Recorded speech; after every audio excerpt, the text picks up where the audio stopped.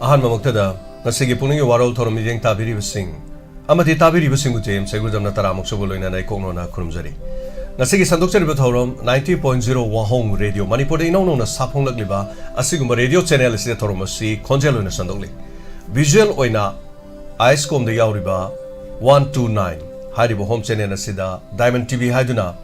ꯊꯧꯔꯝ ꯑꯁꯤꯒꯤ visual 24 award ꯌꯦꯡꯕ ꯐꯪꯕꯤꯒꯅꯤ ꯂꯣꯏꯅꯅ ꯃꯅꯤꯄꯨꯔꯒꯤ ꯏꯍꯥꯟ ꯍꯥꯟꯕ OTTꯒꯤ ꯄ꯭ꯂꯦꯠꯐꯣर्म ꯑꯣꯏꯔꯤꯕ assume S की TV की assume entertainment की section द 1070 जो थोड़ा मसी याउजरी Diamond TV Facebook page अमदी YouTube page लोइना ना Manipur online radio अमदी कुसेम radio the थोड़ा मसी लांथुक चली अखोई की नंबर 9077282001 स्क्रीन द लेजरे लोइना ना नुक्ति की फोन लेवा पाउसे सिंगदगी लोकथुक चबा headline सिंग हान ममुक्त द पिजरी कदाइदे करी याउ खरबगी करी थुक खरबगी आबदु खंगिनसे अमदी अखोई की number call तौबिदुना Domna दोंगी पुनिंग the pharaoh Pova खुलन सिंग अदु शेयर तौबिबे यागनी अहमदा नुक्तिगी फोंगलिबा पाउसे सिंगदगी ngasiगी headlines खर लोखचरी आमद सनाले पाक्तगी लोखचरी कांग्रेस के तिके लौथोखरे इनर दा बिमोल ना आउटर दना अल्फ्रेड न मिरेप ओरेगनी बीजेपी की मिरेप माइथी बपी ने नबगी दमा कांग्रेस त सगवटकनी हायना इंडिया ब्लॉक न फोंगदोकपा वरोल जावरी लोइना आउटर द बीजेपी की मिरेप थादोक्त्रे एनपीएफ तो ओइना सगवटखरे इनर की द यूनियन मिनिस्टर आरके रंजन गिमिंग मरु ओइना पनरकली लोइना कुमजा लिसिंग अनि कुन गुमदोय कुन गमरी की सेनफम सेनबा सहीदा मणिपुर लेंगा के रेवेन्यू लुपा करोड़ सनिपानगा कुन मांगले कामजोंगी सोमथर विलेज की मपाउदा लेंगा अमा लई हाइबगी ममी तारमद्रे इसिंग खुजोक अमखक फंगनब होनबदा अवाब कया ओइरी हाइबु वारोल यावरी फोटो को कोना नसु उली मिरोन बिसाजेन बी एम्प्लॉइज सिंग द इलेक्शन ड्यूटी दगी कॉपथोकने हाइना आरो न फोंगदोखरे State Fox Paper 2024 amadi 25 phongre lamdama sigi saukhat hanbada khungangda leriba Summit phagat hanba changi haina governor na phongdoki warol yauri Administrative Committee gi mathau tawhondaba SC wakhat kre youth thamina ba masel khanarakpada thangna thinbadagi ama leikhidre Thobal Turel gi ising khudong thiningai changdagi ka hena phatre District Authority Police ki mathak complaint tharagani hari Nura pakhang gi waichung lei kundo leirang phangnaraktre lei amada lupakun yaure hairi loina na panam gi headlines da congress ko ina bimola koijama madel fred ke athar merep organ haibo apam ji samana na yaure bjp gi dictator lenga makata na lehin ki si lehe loisi haiba miyam gi khutta leire haina o ibo bina phongdo powaro yauri loina na arvin kejriwal fababu cpi manipur state yaning da ba phongdo kre pamai na luchingba ulf ki miyo hum thadok trabda kanba khongjang संगसिलक्लगनी हाइरी लोइनना मियामगी अपाम मतुंग इना थबक तौगनी हाइना सलाम जोइना फंगदोखरे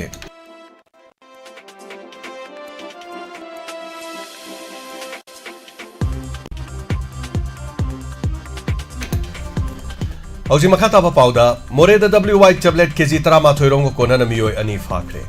अथुबा मतमदा administrative committee गी मुथतुना panchayat election पांगथो Haider मियामगी खोलाव लाउरक्ली लोइनना लान असि करिदगी हौरखिबनो हाइबा अदु अइखोय पुना खंमिनबा चंगी हाइबा दिंगोना फोंदोखरे मणिपुर गी पाउमिसिंग अंडमान निकोबार दा मैते अथोबा कुलुम दोइदि काय खुमनबा उतखरे जिरिबाम यावनो मफम क्यादा यावसन कुमै पांगथोक्तनबा वारेपसिंग लौखरे मणिपुरी फिल्म फेस्टिवल हौदोखरे बराक म्यूजियम द इराबोट खिमितम हांगदोक्लगनी हारि खुराई साइटबि लेरकता सिट इन प्रोटेस्ट पांगथोखरे लोइना मणिपुर द थोलिबा इरान असिगिदमक UN Human Rights Council na miyang changbina na ba kokomina bidding changlakli loinana kangla paw gi headline du sulakadar lok sabha mikhalgi India block na mapung phana majority oiduna center da no balenga amalak lagani haina ibobina phongdokre loinana congress ki inar amasung outer imirep ani laukthokre yu thamina badani ngai sangdanar phimi mathang thingdor hatkre opam sabana na yauri loinana kanglaipa ki mera gi headlines da su BJP lenga na khwaidi ki bisi congress oiramle AICC की ओइना तोंगा तोंगानबा bank तरा मंगा the लेबा पैसा सिंग freeze तौरे हाइबसी dictator शासन की मसक अदु ताकपनी हाइना इबोबिना फोंदोरक्ली कमन candidate ओइना Congress की अंगोमसा बिमोल अकोइजम अमदी अल्फ्रेड कांगम आथर मकोइनी गिमिंग लाउथोखरेबा पाउसे अमदु लोइना माना रिलीफ कैंप तरा द लेरिबा इनमेट सिंग बुनुपी सिंग सेंथोक नबे लेहेनबा तोंगा तोंगा थबक सिंग इताना थबक पाइखतली हाइबा वारोन यावनी लोइना बोम थमजिलमगी मायोक्ता वाकत मिफम सथक्रे सकंगदबसिंगना बोम थमजिलम ले मफम क्यादा कॉपिंग ऑपरेशन सतबद खुजोक लाय क्या मरुम फगखरे हाइबा वारोल यावरी लोइनना होये लंपावगी हेडलाइंस कर लोखचगे बीजेपी ने किरीबसी कांग्रेस खक्तनी हाइबा मयेक सेंगले उक्रमी बोबिना फोंगदोपा इनर द बिमोल कोइ जमा मसों आउटर द अल्फ्रेड पार्टी तरागी मिरे ओरेगनी लोइनना उरिपोक यारिपोक अमदि खांगबोक ति यौक्संगी कुमै पांगथोकनरोय नेशनल स्पोक्सपर्सन समित पात्राना आउटर की बीजेपी ना एनपीएफ द सवुतकनी हाइना फोंगदोखरे लोइनना मिरेपचे अमता पिसलक्ट्री आउटर की नॉमिनेशन पेपर अनि लौखरे हाइबो वारोल असिगा लोइनना मणिपुर की पंचायती राज इंस्टीट्यूशन सिंह सलाइनब कमिटी की सेंबा अयाबा पीखेबा हाई कोर्ट के order supreme court सिंगनखरे लोइनना थमना Poppy मनिंगी Meitei Singh योमदा कोके मिलिटेंट सिंह नोमै कापसिलक्पा मफम ओइरे अमदि नोमैना कापलोपुगी नोमै मखुन चिंगबा उटपा फोटो अमदि मपुमोइबा पाउ याउरी लेंगांगना इंग तपा हंजिलकले योमदा लैबे यारगनि हारकपदगी चत्तुन लैरुरगा लेंगोइ निकपा चत्पदा नोमै कापसिलकपदगी रिलीफ कैंप अमुहना लाक्ले तमुखोंग मोइरांग पुरेल इथम की खुंजा अमना फोंदोरक वारोल याउरी कोके मिलिटेंट सिंह कापलक बोम न पांदुन लेखिद्रबा इचानुपाना थमलंबा इमौ नुपी लेंगा की थबक अमा पीगनि हाइकिबदु इचागी मंगानी लेहुल थोरमदा नुमित मतुंगदगी दि मना मनिल करिगुम अमतन नाइरक्त्रे हाइबो वारोल सिया लोइनना पोनाफंगी हेडलाइंस तसु समानरे बिमोल कोइ जममदि इनर द अल्फ्रेड आउटर द अल्फ्रेड मिरेप ओरगनि हाइबो वाफम इरांग मरम ओरगा मांगखिबा टैक्स के सरक कोटी लिसिंग अनि पिबिनबगिदमक हाइजखरे हाइबो वारोल लोइनना लोक सभा मिखल लांजेनरिबा वोटर सिंग स्पेशल पोलिंग बूथ प्रभुद्रागमरी हांगदोकदोरी लोइनना पंचायत मिखल पांगथोकनबा वाकत मिफम चथखरे माउंट मणिपुर नुपी पाउमी सिंग अथौबा सिंग मफम दिकाय खुमनबो उठखरे सोमथार कोंगंगदा इसिंग थकनबा फंगदबदगी याम वानारे हाइबो वारोल याउरी गवर्नर स्टेट फॉक्स पेपर फोंखरे लोइनना मपान की ओइबा पाउदा रशिया ने यूक्रेन की ख्वाइदगी साव प्लांट याउना पावर फैसिलिटीज सिंग द अटैक तौखरे नेटो की सीनियर ऑफिसर सिंग जेलेंस्की का उनदुना लान की मतांग वा खनखरे गाजा स्ट्रिप द इजरायली फोर्स सिंग एक्शन दा संसद नुक्ति की ममा ओइबी कुंथ्राग तरे सीरी हाइबो वारोल अमसियाउरी रशियन एसेट सीजनरगा यूक्रेन द खुलाई पीननबा थोरांग द लमन खुमननो अंगम थाक तो होनगनि हाइरी लोइनना सीरिया की मिसम की मिसम सिंगिदमक डॉलर मिलियन मरी की मतेंग नीखरे हाइबो वारोल याउरी इंडोनेशिया द अकनबदा युआर हाकरे युआर हाकिबे रेक्टर स्केल 6.0 यौखी मसिनी नुक्ति की फोंलेबा पाउसे सिंगगे लौथोकचबा मरोइबा पाउ ngasi की पुकनिंग की वारोल थोरमदा इकोनॉमी आमदा थमजरिबा लोइना मखा तारकपसे खुगी नंबर द कॉल तोबिदना दोंगी पुकनिंग द फावबिरपो वाखलोन सिंग अदु शेयर तोबियु फोंदोपियु लोइना ngasi की थोरमसी द सरुगा बिरिबा फेसबुक लाइव द लेबिरिबा मेयोनि फोहुमदोय तराम नोक्सरी लोइना यूट्यूब लाइव स्ट्रीमिंग द लेबिरिबा हुजु फावबगी ओइना मेयो चनी गे यांखै ग निपान बसु तराम नोक्सरी हेलो हेलो सर मिंगलाई फोंग आइबिसे फोन तौजराई बाई नोपोक समाइदगी दिमोला तराम नोक्सरी करी करी वाफम हाइबिनिंगबा करी थम्बिनिंगबा ꯑꯩꯈꯣꯏꯒꯤ ꯌꯨꯝꯊꯪꯅꯕ ꯍꯥꯏꯇꯥꯔꯦ ꯏꯕꯣꯛꯀꯣ ꯃꯥꯁꯦ ꯃꯥꯒꯤ ꯔꯦꯗꯤꯑꯣꯁꯦ ꯃꯁꯨ ꯑꯃꯅ ꯊꯥꯗꯕꯗꯩ ꯀꯥꯏꯊꯣꯛꯈ꯭ꯔꯕ ꯀꯥꯏꯒꯤꯗꯩ ꯃꯥꯒꯤ ꯔꯦꯗꯤꯑꯣꯁꯦ ꯇꯥꯗꯕꯤ ꯁꯥꯔꯒꯤ ꯃꯥꯅ ꯇꯥꯅꯤꯡꯉꯤꯕ ꯆꯦꯅꯦꯜꯁꯦ ꯁꯥꯔ ꯋꯥꯍꯣꯡ ꯆꯦꯅꯦꯜꯁꯦ ꯁꯥꯔꯒꯤ ꯄꯨꯛꯅꯤꯡꯒꯤ ꯋꯥꯔꯣꯜꯗꯅꯦꯕ ꯃꯥꯅ ꯉꯥꯎꯖꯔꯤꯁꯦ ꯑꯗ ꯃꯥꯁꯦ ꯃꯥꯏ ꯄꯨꯛꯅꯤꯡ ꯋꯥꯔꯣꯜ ꯇꯥꯗꯕꯁꯦ ꯂꯩ ꯌꯥꯕ ꯏꯟꯁꯄꯦꯛꯇꯔ ꯇꯌꯥꯏꯒ ꯑꯅꯤꯁꯤꯅꯦꯕ ꯃꯥꯗꯤ ꯆꯐꯨ ꯁꯥꯖꯕ ꯑꯍꯟꯅꯦꯕ Oh, karai wai dalai ba. Nopok mai awang kai lai harau maning-dagi. Ada radio je ai di lai bani na dum tare sar ai sa pu sa jai ba. Ai du radio to sa pu sar bani na ma na ai du sa gi to taning ga dum ta lai ri bani na ma na mu pu gi ba. Ai mu khang ba. Tawra ga dum lai ga radio je. Oh, radio si sai na re ne du di hoji gi phangjan na re hai tare. Ado sana radio je lai ta badagi ai gi tum ham janga ga speaker ta ya gi hek tai bu min ni se. Oho. Ado ma ngarang gi lauru re. Jika gi liep ta bi ta ma dum ta jari adu ne man hai ba snoi pung ni waron dam ta phongok piu jai khonjen ta hau da bu min ni sure. Ai gi ngai pe na dum mi ja ba sa. Hoi hoi no ma ai no pok semai da lak pa da sikhong da lak pa da sangak ke ma du hai biu. Oh, hai jage sana bi thagi maming jo hai ba hai te ba. Oh, ai ming ja hai ba hitra ba. Maming hai ta na hai tu jam hai ba kai om jo hai ba ma di. Adu khonjen ta dai tum ba ya dre punging ni waron do ai mai manak tam tam tam yang kana ti son ba di na tri ba hando. Oh. Ado radio do ꯇꯥꯗꯕꯗ ꯃꯥꯅ ꯋꯥꯖꯕꯗꯣ ꯑꯗꯨꯗꯨꯅꯦ ꯁꯥꯔ ꯑꯗꯣ ꯍꯧꯖꯤꯛꯄꯨꯗꯤ ꯑꯩꯒꯤ ꯔꯦꯗꯤꯑꯣꯁꯨ ꯊꯥꯡꯗ꯭ꯔꯦ ꯃꯥꯒꯤꯁꯨ ꯁꯦꯝꯃꯨꯔꯦ ꯑꯣꯍꯣ ꯁꯦꯝꯃꯤꯗꯣ ꯌꯥꯝ ꯅꯨꯡꯉꯥꯏꯔꯦ ꯑꯗꯨꯒ ꯑꯍꯜ ꯃꯥꯒꯤ ꯃꯆꯥ ꯃꯁꯨꯗꯤ ꯑꯗꯨꯝ ꯐꯖꯅ ꯑꯗꯨꯝ ꯂꯩꯕ ꯅꯠꯇ꯭ꯔꯣ ꯂꯩ ꯁꯥꯔ ꯑꯗꯨꯒꯤꯗꯤ ꯃꯆꯥꯅꯨꯄꯥ 3-4 ꯂꯣꯏ ꯂꯩ 이마두기 마밍나 까리 거봐 사골샘 마이촌 거왜 마이촌 사기 막 짬짬 싸우게 좀 하이 노모디 아이 뿌라라게 야야야 아이소 좀 같이 노모니니 레비다 좀 생활에서 좀 라카도 레래 엔테나스 셈거도리 아유탈라가 엔테나도 아데기 미 라카도 보니 엔테나 셈거도 술레리 어도 그 락사게 라카도 마탕 하이타래 aduh sa amusu lila taring ada ne amusu putu muti ba khoi dok thawa pra ya we ro sa hoi madu khoi internet nuai taba line ya da ba hai tare ko amung yaurok pani adu khoi mi ani senaraga thami bani mafam adu da aduga he mo khoi su yang wan honari adu he internet director di moi leira su ya da ba yawi madu khara ngakthong action tong no tare hoi sa special ta ya da muti bi sa hoi ale du par kening jane 다가짜리 ꯍꯣꯏ ꯁꯤ ꯍꯥꯏꯖꯒꯦ ꯇꯧꯕꯅꯦ Thank you 다가짜리 도롱 서로가 비락바 하나나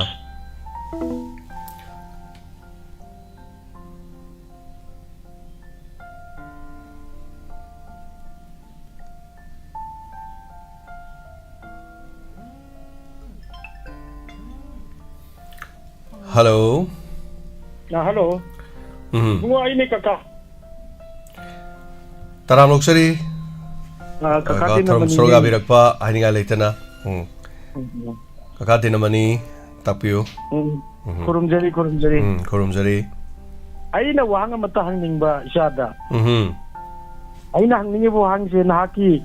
YouTuber da amasung Laibak dalai riba malem dalai riba mijing hai tare Ai isa je isana nungsiba mi kana leibage ba adu yam ludroga isa de kaga mi ko isana isabu loi nuksibane kaga adu wahang dumatan hangji je aduga hangaba matungda mabu nuksida bradi ko na mai pak matungda thagachari kaga khoina mi na ngang pa matamda isana kappiba periba thawai nungai triba isana isabu nuksibagini ꯑꯩꯈꯣꯏ ꯏꯁꯥꯅ ꯂꯣꯏꯅꯃꯛ ꯍꯥꯏꯕ ꯇꯥꯔꯦ ꯃꯤꯅ ꯉꯥꯡꯉꯛꯄꯗ ꯁꯥꯎꯔꯤꯕ ꯑꯋꯥꯏ ꯑꯈꯨꯝ ꯇꯧꯅꯔꯤꯕ ꯃꯌꯥꯝ ꯄꯨꯝꯅꯃꯛꯁꯤꯡ ꯑꯁꯦ ꯃꯁꯥꯅ ꯃꯁꯥꯕꯨ ꯅꯨꯡꯁꯤꯖꯕꯒꯤ ꯉꯥꯛꯇꯅꯤ ꯑꯩꯒꯤ ꯃꯔꯝꯗ ꯃꯥꯅ ꯑꯗꯨ ꯍꯥꯏꯔꯤꯕ ꯃꯥꯅ ꯑꯗꯨ ꯇꯧꯔꯤꯕ ꯏꯁꯥꯅ ꯏꯁꯥꯕꯨ ꯀꯟꯈꯠꯂꯤꯅꯤ ꯍꯥꯏꯇꯥꯔꯦ ꯑꯁꯣꯝꯗꯗꯤ ꯀꯣꯟꯅ ꯀꯩꯀꯥꯅ ꯄꯨꯛꯅꯤꯡꯗ ꯊꯣꯛꯄꯗꯨ ꯍꯥꯏꯖꯒꯦ ꯑꯗꯨꯒ ꯑꯩꯅ ꯍꯥꯏꯖꯅꯤꯡꯉꯤꯅ ꯏꯁꯥꯅ ꯏꯁꯥꯕꯨ ꯅꯨꯡꯁꯤ ꯍꯥꯏꯕꯁꯦ Sige madam da pakum piba ngamba mi madan hanga prize amta chilo oba ai lupa 500 euro lising euro adu pakum piba ngamba dai prize pirage ba thagachari masana masabu nuksiba kana leibagi kana pakum biga dori pakum du da kana na ai adu da hajege tawni ka thagachari thank you koi kaka de na mani puksel seng ba yamna hai batare koi kaka se khangam kan mami ni honaba su yam kan ba ꯑꯗꯨꯒ ꯑꯐꯕ ꯄꯨꯛꯆꯦꯜ ꯆꯦꯟꯕ ꯍꯥꯏꯕ ꯇꯥꯔꯦ ꯑꯩꯈꯣꯏ ꯈꯣꯡꯖꯣꯝꯗꯒꯤꯅꯤ ꯑꯗꯨꯒ ꯍꯧꯖꯤꯛꯁꯦ ꯑꯩꯈꯣꯏꯒꯤ IRBꯗ ꯍꯥꯏꯇꯥꯔꯦ ꯊꯕꯛ ꯇꯧꯗꯨꯅ ꯂꯩꯖꯕꯅꯤ ꯀꯀꯥꯁꯤ ꯃꯌꯨꯝ ꯊꯥꯗꯣꯛꯑꯒ ꯄꯣꯁꯇ ꯂꯩꯕꯅꯤ ꯊꯥꯒꯠꯆꯔꯤ ꯀꯀꯥ ꯁꯔꯨꯛ ꯌꯥꯕꯤꯔꯛꯄꯀꯣ Thank you so much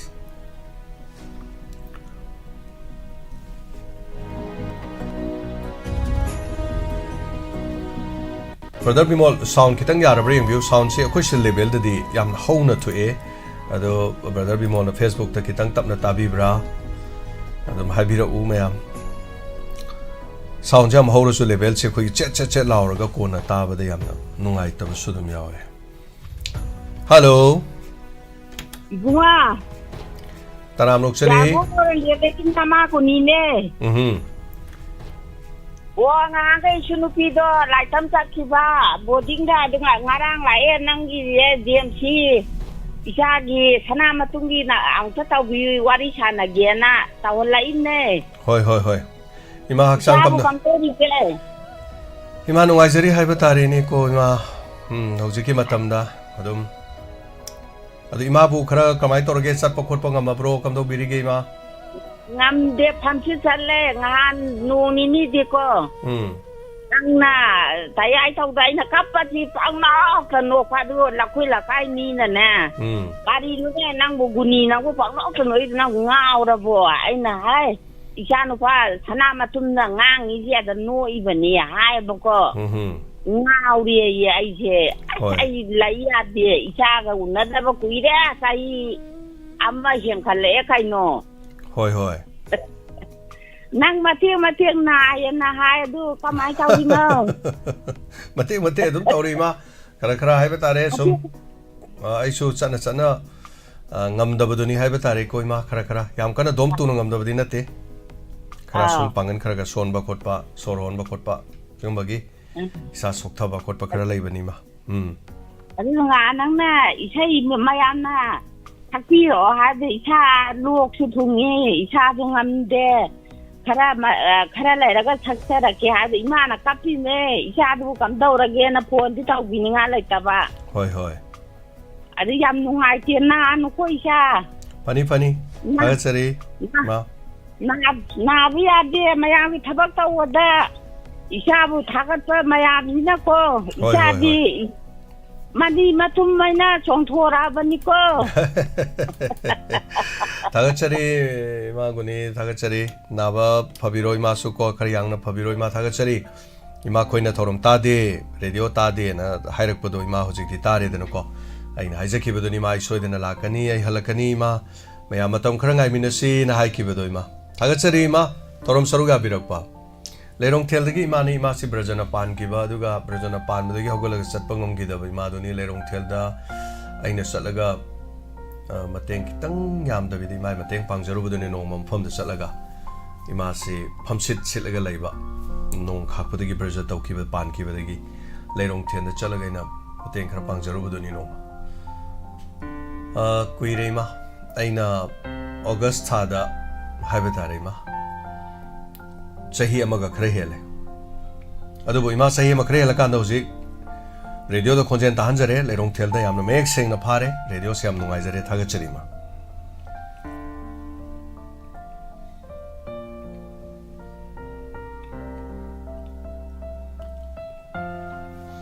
Hello from the way to come on and guys in chula some sir Taram Nuksari Singsuba Tapiu kari wapam happening ba San Hojik sound in matang have to Oh sound this sana lekat kan ri am kan hau na tai sa na level na thang kan ta ma tai sa kana gamba kano sing da tap ki ko le have do koi review di am sing na tare sa yam sing na tare hem ngai jai tapirak ba sara to ai ha yen ngi sa sa ko gi radio station ko community radio station khar le bi sa hoi transmitter si yang nanna benara makoi kinen ja mong munna bum yore munarani sidagi di am munarai se khar sunak pagi adudani lai bo wafam se adu hojikti yamna nungai ba haigadra awa ba haigadra singsu bo wafam am su lai hojik si imphal gi manungda radio amagi magi frequency pigre hari frequency si aina tajabada hana miyam da thogol tawduna lakpa radio channel amagi कोई frequency पिछले हरी है नोंगाई दौरी होजी आइदि अनि दु ये सनरा दुइने अमुहेना असेंग बदिने community radio मगी community radio मगी मागी range high तारे मोदि 10 किलोमीटर मुक्तने बा असेंग बदि पिरेइ बा पोतुना फमन बदि कुन कुंथ्रा सतपानी मणिपुर सिनबा थुंगना फाव हाइबदि लेइते बा अदुगा अदुम फारि दुनि को नाहावा इंतोकान पुखाव अदुम फारि दुनि वारि Boba हौजि फाद्रे समाइ तौदना अइखोइ Hana mayam gi thogol tawduna lebe radio do anau bam pisale du ani do manasan taragadi oja singsuba amuk heni ge sana doni haijariba ama tawgada ma maina tajai amani aduga manipur da su sita su mafam sida radio channel ani ahum amasu amuk howgada bagi mathang ngai lere as keno ngak ngai re haitare ni oja singsuba aina thamjani ni sa dumana dukuma keno ma pirat sida ko ye pbd do singna ketang lana keno pbd din ma ga sa ke nama aja sa ko ye 90.0 sida mak ko ye wahong le re 91.2 da na mak diamond radio le re ado 90.4 da mak lokta le chele 90.8 ta mo 8 ta mak amak nungin muk le chele yang nan le bi sa Nangman gare ado frequency manga khaktani huji piri si 89.6 107 adagi smaina moi khar khaktani ado hatak ministry na frequency ani ma jo hapchan gare ani ma hapchan griba frequency ani sisu panglap lapte aduna kharadi hapsala kibusu ay matam gi ko moi CPW na moi tongana leiri adu sigi ministry ga khoi ga su wari sanau kan moi ani ma su hapkat khare khara leiraga ma hapuk pasu yai ga na hai basu le khangdri yeng ma tari aduga khoi gi oja chingsu ba housing leiri se enalo kawi khara leiraga di digital haidana on ga dore ministry go ina apumba gi oina digital olagani khara leiraga di huji makti natri ko olani na moina hairi ministry na kari gumba digital olaga di oja chingsu ba radio station de angak pa phangni hengalani digital oladi yet na basi la aroi haire ba moina ko hujik se yet na ba la aroi adudi saijin daga lakpai phibam da lakadori khanga bokta radio ma awadi wangban da radio ma adagi di wangjing da radio ma khongjom da ma kaina swai da sora da ma kaina panglei da leira kadori adon masi migi technology kano matung khena bagi matung ina haitare aduna yeng batare auji ke di kari tawga da ge dubu yamna leiba thoroma pam khalaga tv channel da khoina cable tv di yengkan channel chohumu phari sini ne wari ni ko chohum dudi yang ningba taning ba de ma khaktani haijariba pam khalaga ama dudu chu sum leite samna har da star movie pa me ni star movie da tum leite star movie gi nungai ba mungeng ni HBO gi nungai ba mungeng ni transport gi nungai ba mungeng ni pau nungai ba mungeng ni natra ko mai gi nungai ba du khalaga dum tabi ba sudum yai tha pam ma thana vi ta piri ba TV gi di ko ni dum thabla to ba je select ni dum tab nungai wo ho gi ta ka ni sa radio de je select ya ta bang khanda bum se jau se lai ni mani adu yamina se oja ai khoi gi oina di khoi signal si test signal ni ai khoi sem ki gani hauji khoi antenna totally soiri ai khoi delhi de gi khana ba tim la ni aduga khara semjar ki gani tam anirak thokna semakani aduga adui de khara mu yamina si ko ja singsu ba pau pibiro ko ja yam nungai jare aduga lochila pese sa ko madan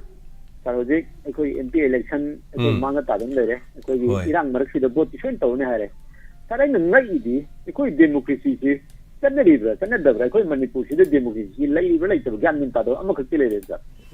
aina lakani ngi sini oje panchayat ki ekoi praja ki khande bo mi hutsi nakoi nan thambiram maga masai gi matak thumba mokoi mioi kharana moina pa ma mioi ching du bo ji nomini bu oigera ki article bo oigera ma to bira happy rei basa masida masai democracy gi won thok ire ma lai chilak ta ba masi ekoi gi manipur government ta ribra central government ta ribra ma sin bang dis pin re da siang ngai kan da masi am tang khan tha bira ga laipang mata ta ba mong da praja gi hu tu khan bu ge rai tong thangan bira ga di yam nungai jera da mi adu rai kana ga mukran sai thabuk shu matam do online da thabuk shuri be hai bi ba ai de pan jari ji online da thabuk shu bi ya ga di sai bot ki myam ti li ji paisa tu ting na ba online da bot ti lepi re ga di adu de khoi paisa myam na paisa lau ba hai na myam hai bot ta paisa lau ba du ma tu su sang khra di han thar ka dra mai to ga di nungai ga rai ai u khan li ja bai ta taga sari manam gi paisa ro do dai paisa ma khon ta ro do torani dai nok pha de gi ko aja sing su ba kari si thab lai biri aja sin ro bira bra sang na chi gi ti sibelo sin ja ga sa thank you ta taga sari thoram saru ga bira pa si da ma khana na numidangi sai sangna si program gi da ma puspa ko gi sarmi thank you so much lupa sangwa pibirei masima aikhoi numidang sei sakpa soidene yaubiu mayam puspa sarmina numidangi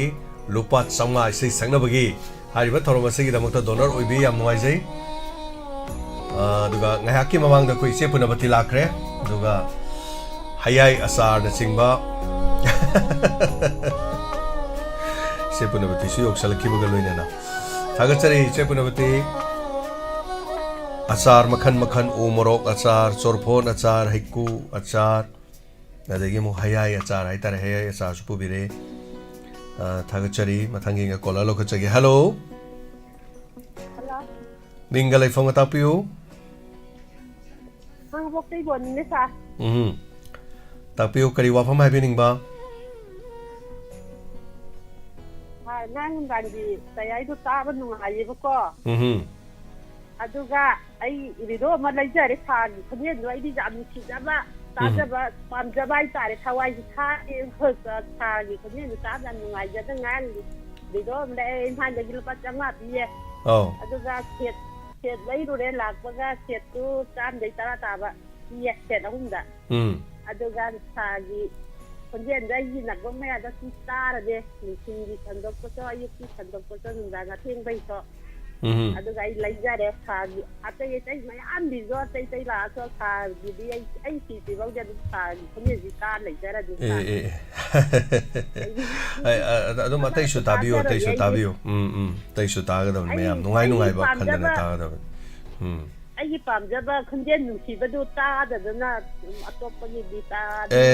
ꯑꯗꯨ ꯍꯥꯏꯕ ꯌꯥꯗꯦꯗ ꯉꯁꯥꯏꯒꯤ ꯑꯩꯅ ꯅꯣꯡꯉꯥꯟꯗꯩ ꯅꯨꯃꯤꯠꯇꯥꯐꯥꯎ ꯑꯩꯅ ꯇꯧꯕ ꯊꯧꯔꯝ ꯅꯠꯇꯦ ꯑꯩꯒꯤꯗ ꯇꯥꯕꯤꯔꯁꯨ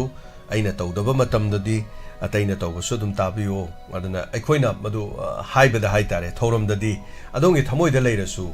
ꯑꯩꯈꯣꯏꯅ ꯁꯤꯒꯨꯝꯕ ꯊꯧꯔꯝꯗꯗꯤ ꯍꯦꯛ ꯍꯥꯏꯕꯗ ꯑꯇꯥꯕ ꯃꯤꯅ ꯅꯨꯡꯁꯤꯔꯣꯏꯌꯦ ꯈꯔ ꯅꯨꯡꯉꯥꯏꯔꯣꯏ ꯑꯦꯁ ꯃꯣꯏꯗꯤ ꯁꯨꯃꯥꯏꯅ ꯍꯥꯏ ꯁꯨꯃꯥꯏꯅ ꯇꯧꯏ ꯀꯥꯏꯅ ꯍꯥꯏꯅꯦꯕ ꯑꯗꯨꯃꯥꯏꯅ ꯇꯧꯗꯅ ꯃꯤꯅꯁꯨ ꯀꯣ ꯃꯤꯒꯤꯁꯨ ꯆꯦꯅꯦꯜꯁꯤꯡ ꯂꯩꯕꯅꯤꯅ ꯃꯤꯒꯤ ꯆꯦꯅꯦꯜꯗꯨꯗ ꯑꯁ ꯑꯩꯈꯣꯏꯗꯤ ꯁꯤꯗꯒꯤ ꯍꯦꯟꯖꯗ꯭ꯔꯦ ꯑꯗꯨ ꯇꯧꯗ꯭ꯔꯦ ꯑꯇꯩꯒꯥꯏꯗꯤ ꯇꯥꯖꯗ꯭ꯔꯦ ꯀꯥꯏꯅ ꯑꯇꯣꯞꯄ ꯆꯦꯅꯦꯜꯗꯩ ꯍꯦꯛ ꯑꯩꯈꯣꯏꯅ ꯇꯥꯔꯁꯨ ꯅꯨꯡꯉꯥꯏꯇꯦꯗꯅꯀꯣ ꯑꯗꯨꯅ ꯑꯩꯈꯣꯏ ꯌꯥꯔꯤꯉꯩ ꯍꯥꯏꯇꯥꯔꯦꯀꯣ ꯐꯖꯅ ꯑꯗꯨꯝ ꯍꯥꯏꯔ ꯂꯣꯏꯔꯦ ꯇꯥꯕ ꯍꯥꯏꯕꯗꯨꯗꯤ ꯑꯗꯣꯝꯒꯤ ꯑꯄꯥꯝꯕꯅꯤ ꯍꯥꯏꯖꯔꯤꯕ ꯑꯗꯣꯝꯅ ꯇꯥꯅꯤꯡꯕ ꯇꯥꯕ ꯌꯥꯏ ꯑꯗꯣꯝꯒꯤ ꯑꯄꯥꯝꯕꯅꯤ ꯑꯗꯣꯝꯒꯤ ꯔꯥꯏꯠꯅꯤ ꯑꯗꯨꯕꯨ ꯁꯤꯒꯨꯝꯕ ꯄ꯭ꯂꯦꯠꯐꯣꯝꯗꯗꯤ ꯑꯩꯈꯣꯏꯅ ꯍꯥꯏꯒꯨꯝꯁꯦꯕꯀꯣ ꯑꯗꯨꯅ ꯃꯤꯅ ꯍꯥꯏꯕꯗꯨꯁꯨ ꯃꯗꯨ ꯄꯛꯆꯗꯦ ꯑꯩꯈꯣꯏꯅ ꯍꯥꯏꯕꯗꯨꯁꯨ ꯃꯤꯅ ꯄꯛꯆꯔꯣꯏ ꯑꯗꯨ ꯇꯥꯕꯤꯕ ꯑꯗꯨꯒꯤꯗꯃꯛꯇꯗꯤ ꯌꯥꯝ ꯅꯨꯡꯉꯥꯏꯖꯩ ꯇꯥꯕꯤꯌꯨ ꯀꯔꯤꯁꯨ ꯀꯥꯏꯕ ꯂꯩꯇꯦ ꯑꯩꯒꯤ ꯋꯥꯈꯜꯅꯤꯀꯣ ꯑꯩꯒ ꯈꯤꯇꯪ ꯑꯗꯨꯝ ꯑꯩꯅ ꯌꯥꯝ ꯐꯩ ꯍꯥꯏꯕꯩ ꯋꯥ ꯅꯠꯇꯦ ꯁꯤꯅ ꯑꯩꯒꯤ ꯑꯥꯏꯗꯤꯌꯣꯂꯣꯖꯤ ꯍꯥꯏꯒꯗ꯭ꯔꯥ ꯑꯩꯒꯤ ꯋꯥꯈꯜꯂꯣꯟ ꯍꯥꯏꯒꯗ꯭ꯔꯥ ꯑꯗꯨꯃꯥꯏꯅ ꯑꯗꯨꯝ ꯂꯩꯖꯩ ꯍꯥꯏꯕ ꯇꯥꯏ ꯑꯩꯁꯨ ꯉꯥꯏꯔे ꯃꯤꯅꯁꯨ ꯀꯣ ꯑꯇꯣꯞꯄ ꯀꯅꯥꯅ ꯈꯪꯅꯤꯀꯣ ꯆꯦꯅꯦꯜꯁꯤꯡꯗꯁꯨ ꯑꯩꯈꯣꯏꯗꯤ ꯁꯤꯗ ꯂꯣꯏꯖꯔꯦ ꯁꯤꯗ ꯂꯨꯞꯆꯔꯦ ꯀꯥꯏꯅ ꯇꯥꯕ ꯌꯥꯎꯋꯦꯕ ꯃꯤꯒꯤ ꯑꯇꯩꯁꯨ ꯏꯝꯐꯥꯜꯗꯒ ꯒꯥꯔꯤ ꯊꯧꯔꯁꯨ ꯈꯣꯠꯂꯁꯨ ꯃꯤꯒꯤ ꯔꯦꯗꯤꯑꯣꯁꯨ ꯑꯗꯨꯝ ꯇꯥꯏꯌꯦꯕ ꯀꯔꯤ ꯁꯟꯗꯣꯏ ꯀꯃꯥꯏ ꯇꯧꯏ ꯀꯥꯏꯅ ꯌꯦꯡꯕ ꯑꯗꯨꯝ ꯌꯥꯎꯋꯦ ꯍꯥꯏꯕ ꯇꯥꯏ ꯑꯗꯨ ꯇꯥꯕ ꯀꯥꯟꯗ ꯑꯁ ꯑꯩꯈꯣꯏꯗꯤ ꯁꯤꯗ ꯂꯣꯏꯖꯔꯦ ꯁꯤꯗ ꯂꯨꯞꯆꯔꯦ ꯀꯥꯏꯅ ꯇꯧꯕꯗꯨ ꯇꯥꯕꯗ ꯅꯨꯡꯉꯥꯏꯇꯦꯕ ꯑꯩꯈꯣꯏꯅ ꯃꯗꯨ ꯍꯦꯛ ꯇꯥꯕꯗ ꯍꯥꯏꯇꯥꯔꯦ ꯑꯁꯤꯕꯨ ꯍꯥꯏꯕ ꯍꯧꯅꯕ꯭ꯔꯅꯦ ꯀꯥꯏꯅ ꯈꯜꯂꯦꯕ ꯑꯗꯨꯅ ꯌꯥꯔꯤꯈꯩ ꯑꯩꯈꯣꯏꯁꯨ ꯍꯥꯏꯒꯨꯝꯁꯦ ꯃꯔꯝꯗꯤ ꯑꯩꯅ ꯅꯨꯡꯉꯥꯏꯇꯕ ꯍꯥꯏꯕꯁꯦ ꯃꯤꯅ ꯈꯛ ꯅꯨꯡꯉꯥꯏꯕ ꯍꯧꯅꯗꯦ ꯑꯩꯅ ꯅꯨꯡꯉꯥꯏꯕ ꯍꯥꯏꯕꯁꯦ ꯃꯤꯁꯨ ꯅꯨꯡꯉꯥꯏꯒꯗꯧꯔꯤꯕꯅꯤ ꯑꯗꯨꯅ ꯑꯩ ꯈꯛꯇꯪꯒꯤ ꯅꯨꯡꯉꯥꯏꯅꯅꯕ ꯑꯩꯈꯣꯏꯅ ꯍꯥꯏꯒꯨꯝꯁꯦꯕꯀோ ꯐꯖꯍꯟꯁꯤ ꯌꯥꯝꯅ ꯇꯔꯨ ꯇꯅꯥꯜꯍꯟꯁꯤ ꯑꯩꯈꯣꯏ ꯄꯨꯝꯅꯃꯛ ꯏꯁꯥꯒꯤ ꯑꯅꯤꯡꯕ ꯄꯥꯝꯕ ꯑꯗꯨꯝ ꯇꯧꯕ ꯌꯥꯏ ꯇꯥꯕꯤꯌꯨ ꯅꯨꯡꯉꯥꯏꯕꯤꯌꯨ ꯋꯥꯈꯜ ꯄꯨꯝꯅꯃꯛ ꯍꯥꯏꯕ ꯇꯥꯔꯦꯀꯣ ꯏꯪꯕꯨ ꯏꯪꯅꯕ ꯑꯗꯣꯝꯒꯤꯗꯃꯛꯇ ꯇꯧꯔꯗꯤ ꯌꯥꯝ ꯅꯨꯡꯉꯥꯏꯖꯩ ꯍꯥꯟꯅꯅ ꯊꯥꯒꯠꯆꯔꯤ ꯊꯧꯔꯝꯗ ꯁꯔꯨꯛ ꯌꯥꯕꯤꯔꯛꯄꯀꯣ ꯊꯦꯡꯛ ꯌꯨ ꯁꯣ ꯃꯆ ꯊꯥꯒꯠꯆꯔꯤ ꯍꯜꯂꯣ ꯃꯤꯡ ꯑꯃꯗꯤ ꯂꯩꯐꯝ ꯍꯥꯏꯕꯤꯁꯤ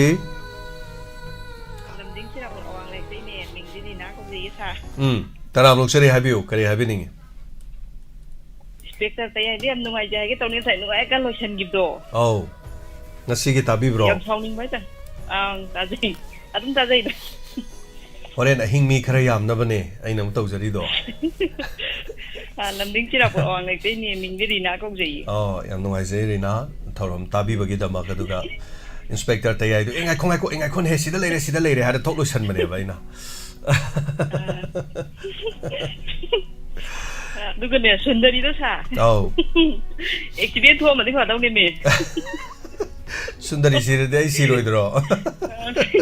ꯑꯗꯣ ꯅꯥꯔ ꯈꯣꯠꯂ ꯂꯩꯍꯜꯂꯝꯃꯗꯤ ꯌꯥꯏꯗꯅ ꯁꯤꯗ꯭ꯔꯃꯛꯁꯨ ꯍꯣꯏ ꯑꯗꯨꯔꯗꯤ ꯑꯁ ꯃꯧꯅ ꯑꯩꯒꯤ ꯇꯧꯕꯤꯁꯦ ꯁꯤꯡꯈꯩ ꯇꯧꯕꯤꯗꯣ ꯈꯪꯍꯜꯂꯤꯗꯅ ꯃꯑꯣꯡꯗꯣ ꯍꯥꯏꯐꯦꯠ ꯌꯦꯡꯃꯤꯟꯅꯁꯤ ꯃꯈꯥ ꯑꯗꯨꯝ ꯌꯦꯡꯃꯤꯟꯅꯁꯤꯀꯣ ꯑꯗꯨꯒ ꯊꯥꯒꯠꯆꯔꯤ ꯊꯦꯡꯛ ꯌꯨ ꯌꯥꯝ ꯅꯨꯡꯉꯥꯏ ꯍꯥꯏꯒꯦ ꯇꯧꯅꯤ ꯑꯗꯨꯗꯣ ꯍꯣꯏ ꯅꯨꯡꯉꯥꯏ ꯀꯥꯟꯗ ꯂꯣꯏꯁꯟꯈꯤꯕ ꯍꯦꯛꯇ ꯍꯣꯏ ꯌꯥꯝ ꯅꯨꯡꯉꯥꯏꯖꯩ ꯑꯉꯥꯡ ꯑꯣꯏꯔꯤꯉꯩꯗ ꯑꯩꯈꯣꯏꯅ ꯆꯟꯗ꯭ꯔꯀꯥꯟꯇ ꯌꯦꯡꯉꯤꯉꯩꯗ ꯖꯦꯡ ꯍꯥꯏꯔꯛꯇ ꯂꯣꯏꯁꯟꯈꯤꯕꯗꯣ ꯁꯛꯇꯤꯃꯥꯟ ꯌꯦꯡꯉꯤꯉꯩꯗ ꯍꯥꯏꯇꯥꯔꯦꯀꯣ ꯃꯌꯥꯝ ꯑꯩꯈꯣꯏ ꯁꯛꯇꯤꯃꯥꯟ ꯌꯦꯡꯉꯦ ꯆꯟꯗ꯭ꯔꯀꯥꯟꯇ ꯌꯦꯡꯉꯦ ꯑꯗꯒꯤ ꯅꯍꯥꯟꯋꯥꯏꯒꯤ ꯀꯔꯤ ꯍꯥꯏꯇꯥꯔꯦ ꯃꯣꯒ꯭ꯂꯤ ꯌꯦꯡꯉꯛꯇ꯭ꯔꯣ ꯑꯩꯈꯣꯏꯗꯤ ꯃꯣꯒ꯭ꯂꯤꯒꯥꯏꯗꯤ ꯌꯦꯡꯉꯦꯕ ꯅꯍꯥꯟꯋꯥꯏ ꯑꯗꯨꯗꯤ ꯈꯪꯗꯦ ꯑꯩꯈꯣꯏꯅ ꯌꯦꯡꯉꯛꯄꯅ ꯀꯁꯝꯒꯨꯝꯕ ꯑꯗꯒꯤ ꯀꯔꯤ ꯀꯁꯝꯁꯨ ꯑꯗꯨꯝ ꯌꯦꯡꯉꯩ ꯁꯦꯔꯤꯌꯦꯜꯒꯨꯝꯕ ꯑꯣꯏꯅ ꯌꯦꯡꯉꯛꯑꯦ ꯀꯁꯝꯁꯨ ꯖꯦꯡ ꯑꯅ ꯌꯥꯝ ꯇꯧꯕꯅꯤ ꯅꯍꯥꯟꯋꯥꯏ ꯁꯛꯇꯤꯃꯥꯟꯒꯨꯝꯕ ꯁꯛꯇꯤꯃꯥꯟ ꯌꯦꯡꯉꯦ ꯃꯣꯒ꯭ꯂꯤꯁꯨ ꯑꯗꯨꯒꯤ ꯃꯇꯝꯅꯤ ꯍꯣꯏ ꯃꯣꯒ꯭ꯂꯤꯅ ꯑꯗꯨꯒꯤ ꯀꯩꯅꯣꯅꯤ ꯍꯥꯏꯇꯥꯔꯦ ꯈꯤꯇꯪ ꯃꯃꯥꯡꯅꯤ जंगल पता चला है चकती पहन के फूल खिला है गा तौदो को थैंक यू रीना थागचरी को ताबियो करी चित्रब लेबिरिगे अतै ꯑꯗꯨꯝ ꯅꯨꯡꯉꯥꯏ ꯂꯣꯏꯅ ꯅꯨꯡꯉꯥꯏꯕꯗꯤ ꯑꯗꯨꯝ ꯇꯥꯖꯩ ꯁꯥ ꯑꯗꯨꯕꯨ ꯅꯨꯡꯗꯥꯡꯗꯗꯤ ꯀꯌꯥ ꯇꯥꯕ ꯐꯤ ꯁꯥꯔꯒ ꯊꯦꯡꯉ ꯍꯟꯖꯜꯂꯛꯑꯃꯤꯅ ꯇꯨꯝꯗꯒꯤꯅ ꯀꯌꯥ ꯇꯥꯍꯧꯗꯦ ꯀꯩꯁꯨ ꯀꯥꯏꯗꯦ ꯅꯣꯡꯉꯥꯜꯂꯒ ꯑꯗꯨꯝ ꯇꯥꯕ ꯌꯥꯕ ꯃꯑꯣꯡꯗ ꯊꯝꯖꯔꯤ ꯅꯣꯡꯉꯥꯜꯂꯒ ꯑꯗꯨꯝ ꯇꯥꯕ ꯅꯨꯃꯤꯗꯥꯡꯒꯤ ꯄꯨꯡ 9:30ꯗ ꯍꯥꯟꯅꯒꯤ ꯍꯟꯖꯟꯕ ꯊꯥꯖꯔꯤ ꯀꯣ ꯈꯔ ꯅꯨꯡꯉꯥꯏꯕꯗꯨꯅ ꯍꯦꯛ ꯐꯣꯟꯗ ꯑꯃꯨꯛ ꯇꯥꯕ ꯑꯃꯨꯛ ꯍꯦꯛ ꯐꯣꯟꯗ ꯑꯃꯨꯛ ꯌꯦꯡꯕ ꯍꯣꯏ ꯀꯔꯤꯝꯇ ꯋꯥꯅꯤꯡꯉꯥꯏ ꯂꯩꯇꯦ ꯇꯥꯍꯧꯗ꯭ꯔꯒꯁꯨ ꯐꯣꯟꯗꯒꯤ ꯑꯗꯨꯝ ꯆꯤꯡꯈꯠꯂꯒ ꯇꯥꯕꯤꯕ ꯌꯥꯏ ꯀꯣ ꯑꯗꯨꯃꯥꯏꯅ ꯃꯈꯜ ꯃꯈꯜ ꯃꯈꯜꯅꯤ ꯐꯣꯟꯗꯁꯨ ꯍꯥꯏꯇꯥꯔꯦ ꯑꯗꯨꯝ ꯇꯥꯖꯩ ꯌꯨꯇ꯭ꯌꯨꯕꯇ ꯀꯩꯗ ꯑꯗꯨꯝ ꯌꯦꯡꯕ ꯈꯣꯠꯄ ꯌꯥꯝ ꯅꯨꯡꯉꯥꯏꯖꯩ ꯀꯔꯤ ꯍꯥꯏꯕ ꯇꯥꯏ ꯐꯣꯟꯗ ꯇꯥꯕꯅ ꯑꯩꯈꯣꯏꯗ ꯄꯩꯁꯥ ꯈꯔ ꯐꯪꯉꯤꯀꯣ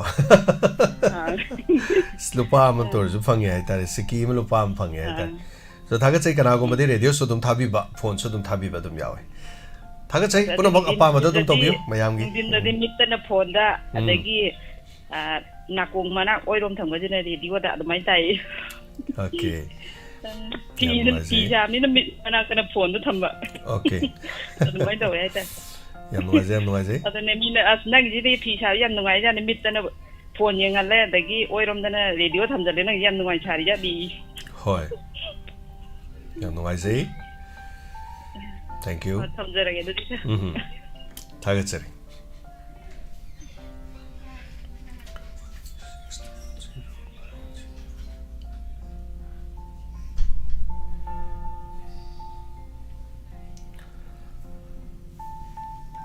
Hello. Hello. Good afternoon, sir. Taram Nokshari. Mayamna Mingalai Fonga Habisi, Ozaram. One the Gariba Aina, Tiam the Chankong, the Tiam Ram. Tagachari Ozaram Tiam. Tapi Ukari Wapam Habining Ba Yam the Quida Bagitung doza called Tobire. Zakari Habining. Nagi, a tab, the Tumtaze, Ying, Jay, Tumnasum. And was it talked about? I got to talk about Maduga. That's I phone soon talk about other phone. You talk the listener. Quite Wama, Ama social media, the Luhong Hong Kong, the expenditure, starting up to Wagi, they give the Yingsan Bagi, organize the cinema, hear me lay down. I give it up. Hoi. Abu Tabako in a Pankada, Aduga, Tia the Katanga, Duga Mayamda. Partners has a Lagapang High Habitana senior. As I Luhongum the Kananta thing was that the Kanamta Sukanto de Luhongum upon a mother. Ozaram the Wahime, I'm a hydring a Ozanawa Hyben Wainaba. I'm Tang Hajoge. Ozaram Tang Kunmangadi Hibeni. Aduna Kunmangagi Matung the Lak the Bode, the Ozagiwa Pumdo, Yamsunganaduga. How's it Podi, Kunmangadagi Satkani Hibenina, Kanamta Satribeni, Oza. Aduna Wapamdu Kunmangagi Matung Daikoi. I just another waiting what the Magapi Kunmangadi Aduni Ozana Yam, some Hizen Moy. Torum Siloi Tabani Kaxing the Gisu, my member Mayam Yaw when you quit Torum Si, my Munatai, Mayam Kari Hadike Dorigan at Tabashiawe. Aduna. By Chati, Nushi Haitana. Oh, don't be Haitari, Quiggy, Kaitani, Kaita Pamuya Tankanga, Joy Pang Chai, that's I know. Machine to be Ragadi Kitan to the Kongian Dangan be Ragadi, Nuaini and the Kanjawa. Thank you. Yam Noise. I got the time of Naja. Yam Noise Zara, Tankurmangagi Matung the Moy Karikumakadi, Taurani Hari, Moy me, Yam Shemagalere, Unit Kia Kaido Lerega High, Carito Codorino, Long from the Kanasa, Nabatolo Bra, Carito Dori, Yam Lugre, Zauzixe, the Pigeon Kalaga Hingba, Kangusing Mayam, Karim, Haidori, Kedodori, and the Yam of Askandre, Umnamaxi, Yang Batari. Dubu Jom Toragato was say, Kra, Hantagadori Brayangasi. Later Kulak the Quiggy Society, Marak the Yamwan and Nangalene, Aduga, Hongom the Ketawabam the lady, and Nambambulit. Yam not to me. Thank you. Saruga Pira Pasigam. Garangi, Hirotagi, Kugi Chanupi, Mana. Cannot over Magi Betri Magi the Loy Toki than a mini humni Tadi have it. I say, what would my Betri living on there? What would not the Betri Loy Toki than a mini humni? No matter whom the power Betris and Rega the Betri the labor num the boy in a mani hidena. The minor Kanjabolo in another of the Quigi now Amuzao Kambam the Lupasani Kapiri Dugai Isel Abedu the Lupasani to capture Cravani, Mayam Ponobana Quigi now Amuzao Gidamok the Lupasani Pibiro for the Isel Abeda. Tha anigi battery lane na ba haitare madu tangai padana battery lay draga sulu pasani duna battery charger ma hapaga seasoner su yana na ba oirasano na haijage ma'am emojina inau amuzau kamhom gidama koba hono kubiu amuzau kamhom hoje yari pok bazar da Apollo tire hangaga leibane ma'am akoi bada leibiri bisingna tire senba khotpa degi khugi nitrogen gas hanba tire da nitrogen hanbado adusu tire repairing isu kari gisu adai da khudong ti dana gari tire ge yada dana leiba khotpa yardi inau amuzau do sangbiu inau amuzau na soidina mateng pangbegani haitare Hagachari inau amuzau hello hello taram luksari mingalai fam tapisi baza makadagi indi sabi mone chagi mafamda wahi amani dang phongtok jage tapiu aida kano khoigi inspector tayai adagi inspector tayai de bunga makhala ni sandui dana kwa hoi ado jo ta jai adai Pukning Warol jidi nokti gedum je sale hoji ji jo tari ado yam nongai bam na aide nga han hayoge tor kaure kaka de do da tari hoji ji adanga han phone phangba phangdabagi maram da sum hai ki batai boko wangang ba loram dai da kana taw wana ha bade ni ta taw dai kana tari kaka ni ngasi di kana saudre boko bunga mayek che seng na tai boko hoi hanagi di do sin da dum ti tai kaka di kaka hai de as am sok nam kuk lai ke do ko na hai ni ani na ba yek ta ba oyo ponsi bajang boyo mayam gi sabaje adum phangan biyo ya gi si tawrok bajina koi da awa patha ba oi jari ni adagi ama hajaning ba mana nisana sixpia do ado na tawrok ba phone adagi amana khari cha do khari cha ni ngang gi tawri dana ko the mobani na nga mo wa je ta bi yam nong ngai jai khoi Pukning lok ching di yang oi boko mari ma chole lep dan dum ta hai rak bodo ya nungai ba ngahan mam di koi de ado di tang ka ya no khang udra kano gi spare de ma je khoi gi video kon taw la thari dan ko amu u re and my high get over Nibunga, the Gin land, the number my young Lord Dingasida, Hadana Loshandikan, the Mabot and the Mulaxa letter is it. Come out in the Kangi, how is it? Oh, in the Sana, I told him, don't die, don't. Funny, no, Hagachari. The palate, the go. Hoi. Oh, Tamza get Tamza, Hagachari. Yamazi, the Mayam. Posak ani ka uhanjage ubada tin chumbi bre yengbiu ko ai na han uramnina ai tin chume ai tare hai uraga tin chumdraba tangi kol chalo ka chagi hai jum to hanjage mai pema Paise Punavatina Purak Pani Hayai Achar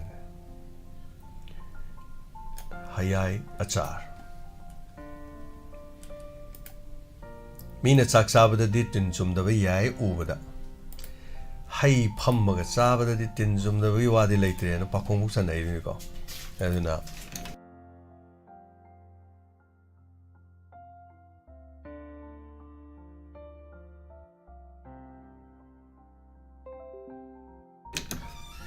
I matangi kolchulo kachage aduga hai mataga uhanjagi ge tawani hai amaga kweche punavatina pibirakpa hai tare hai se okay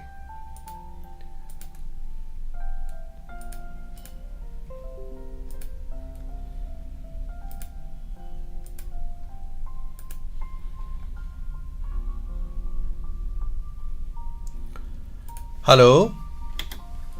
sir. Mingama de from Habisi.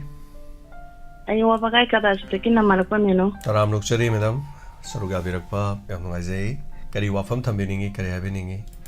And Bada, Saramati, ship in a bativo, and Lanxilla Habitu Yamanoise. And I know Hajaning Badi, I call it Taibamio versus Taibamio, the G conscious says her. Makan maka kaya mani awa nungai anigi langdai dani siali ba isian adubu nungai bana saru khajik tani aduga awa ban mayam amani masigi matang da aina haijan libadi aikoi punsi da aikoi na hingliba matam jida thabak si amna kanna honagani aduga akhang kanba adu pen pangamba aina pugladi bese ai khaki khan daba aikoi puna maki haiba wafamji khara adum thangani haijage aduga yamna warglaba matamda aikoina awabagi ponta nokpa yadeba warpa matamdadi nokke haiba ngamdeba adubu nungaiba matamdaju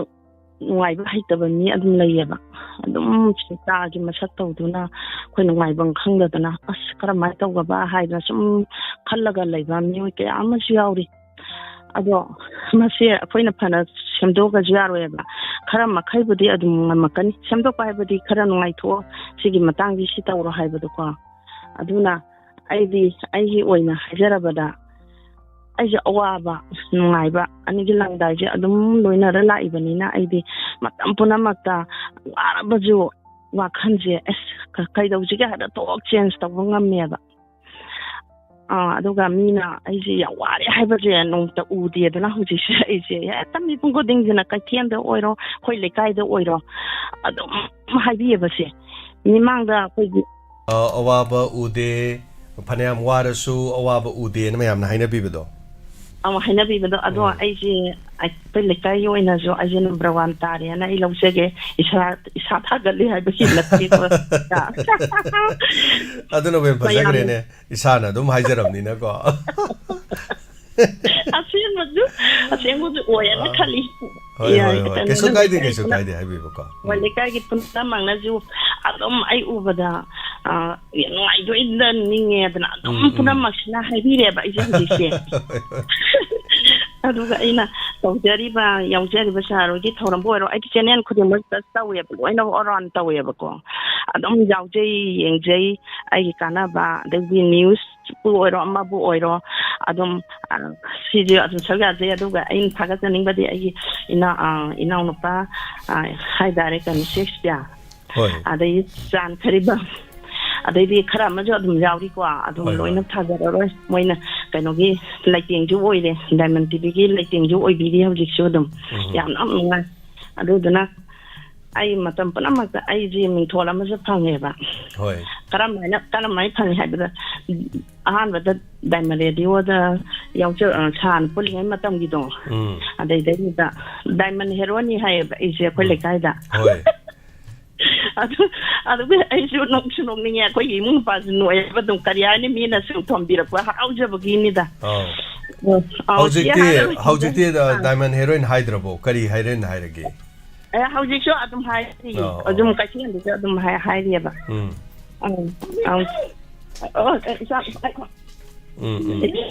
ta samjarga isa lupa pipai na banjam nukle sonda adu ayu samjar thank you thagachari yam nuais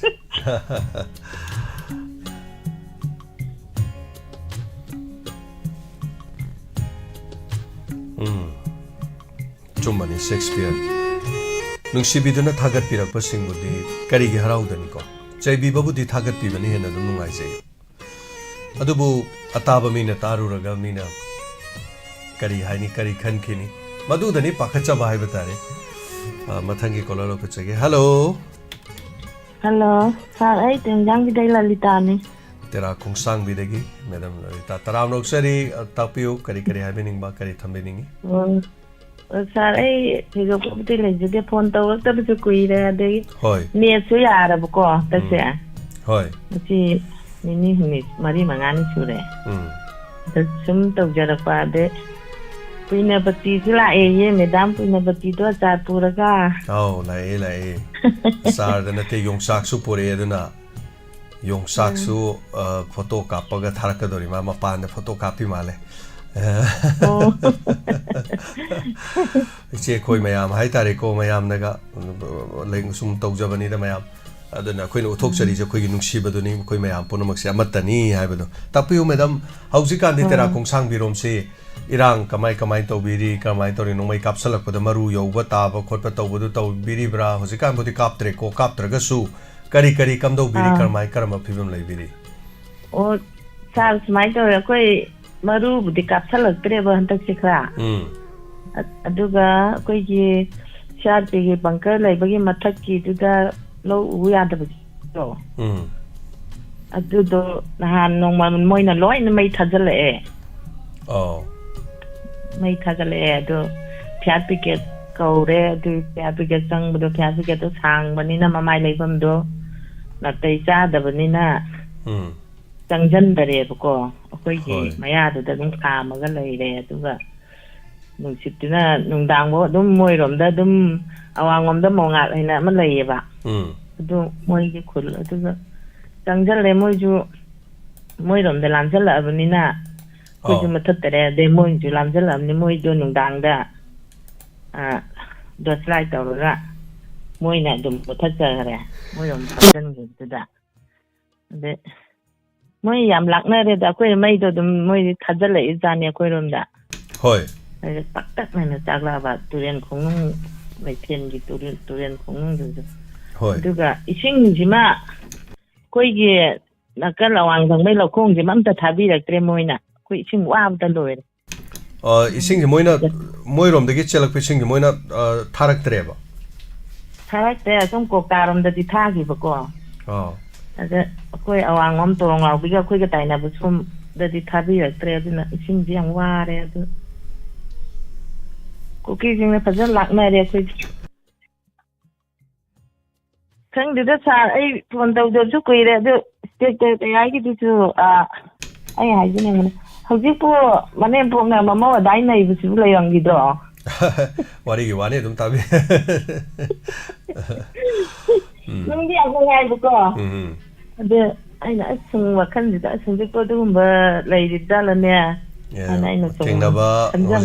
hauji lan si tengnadra su dum yaw bajani mane bokna ngarang na da su kuidri kaino tha phasahi phadri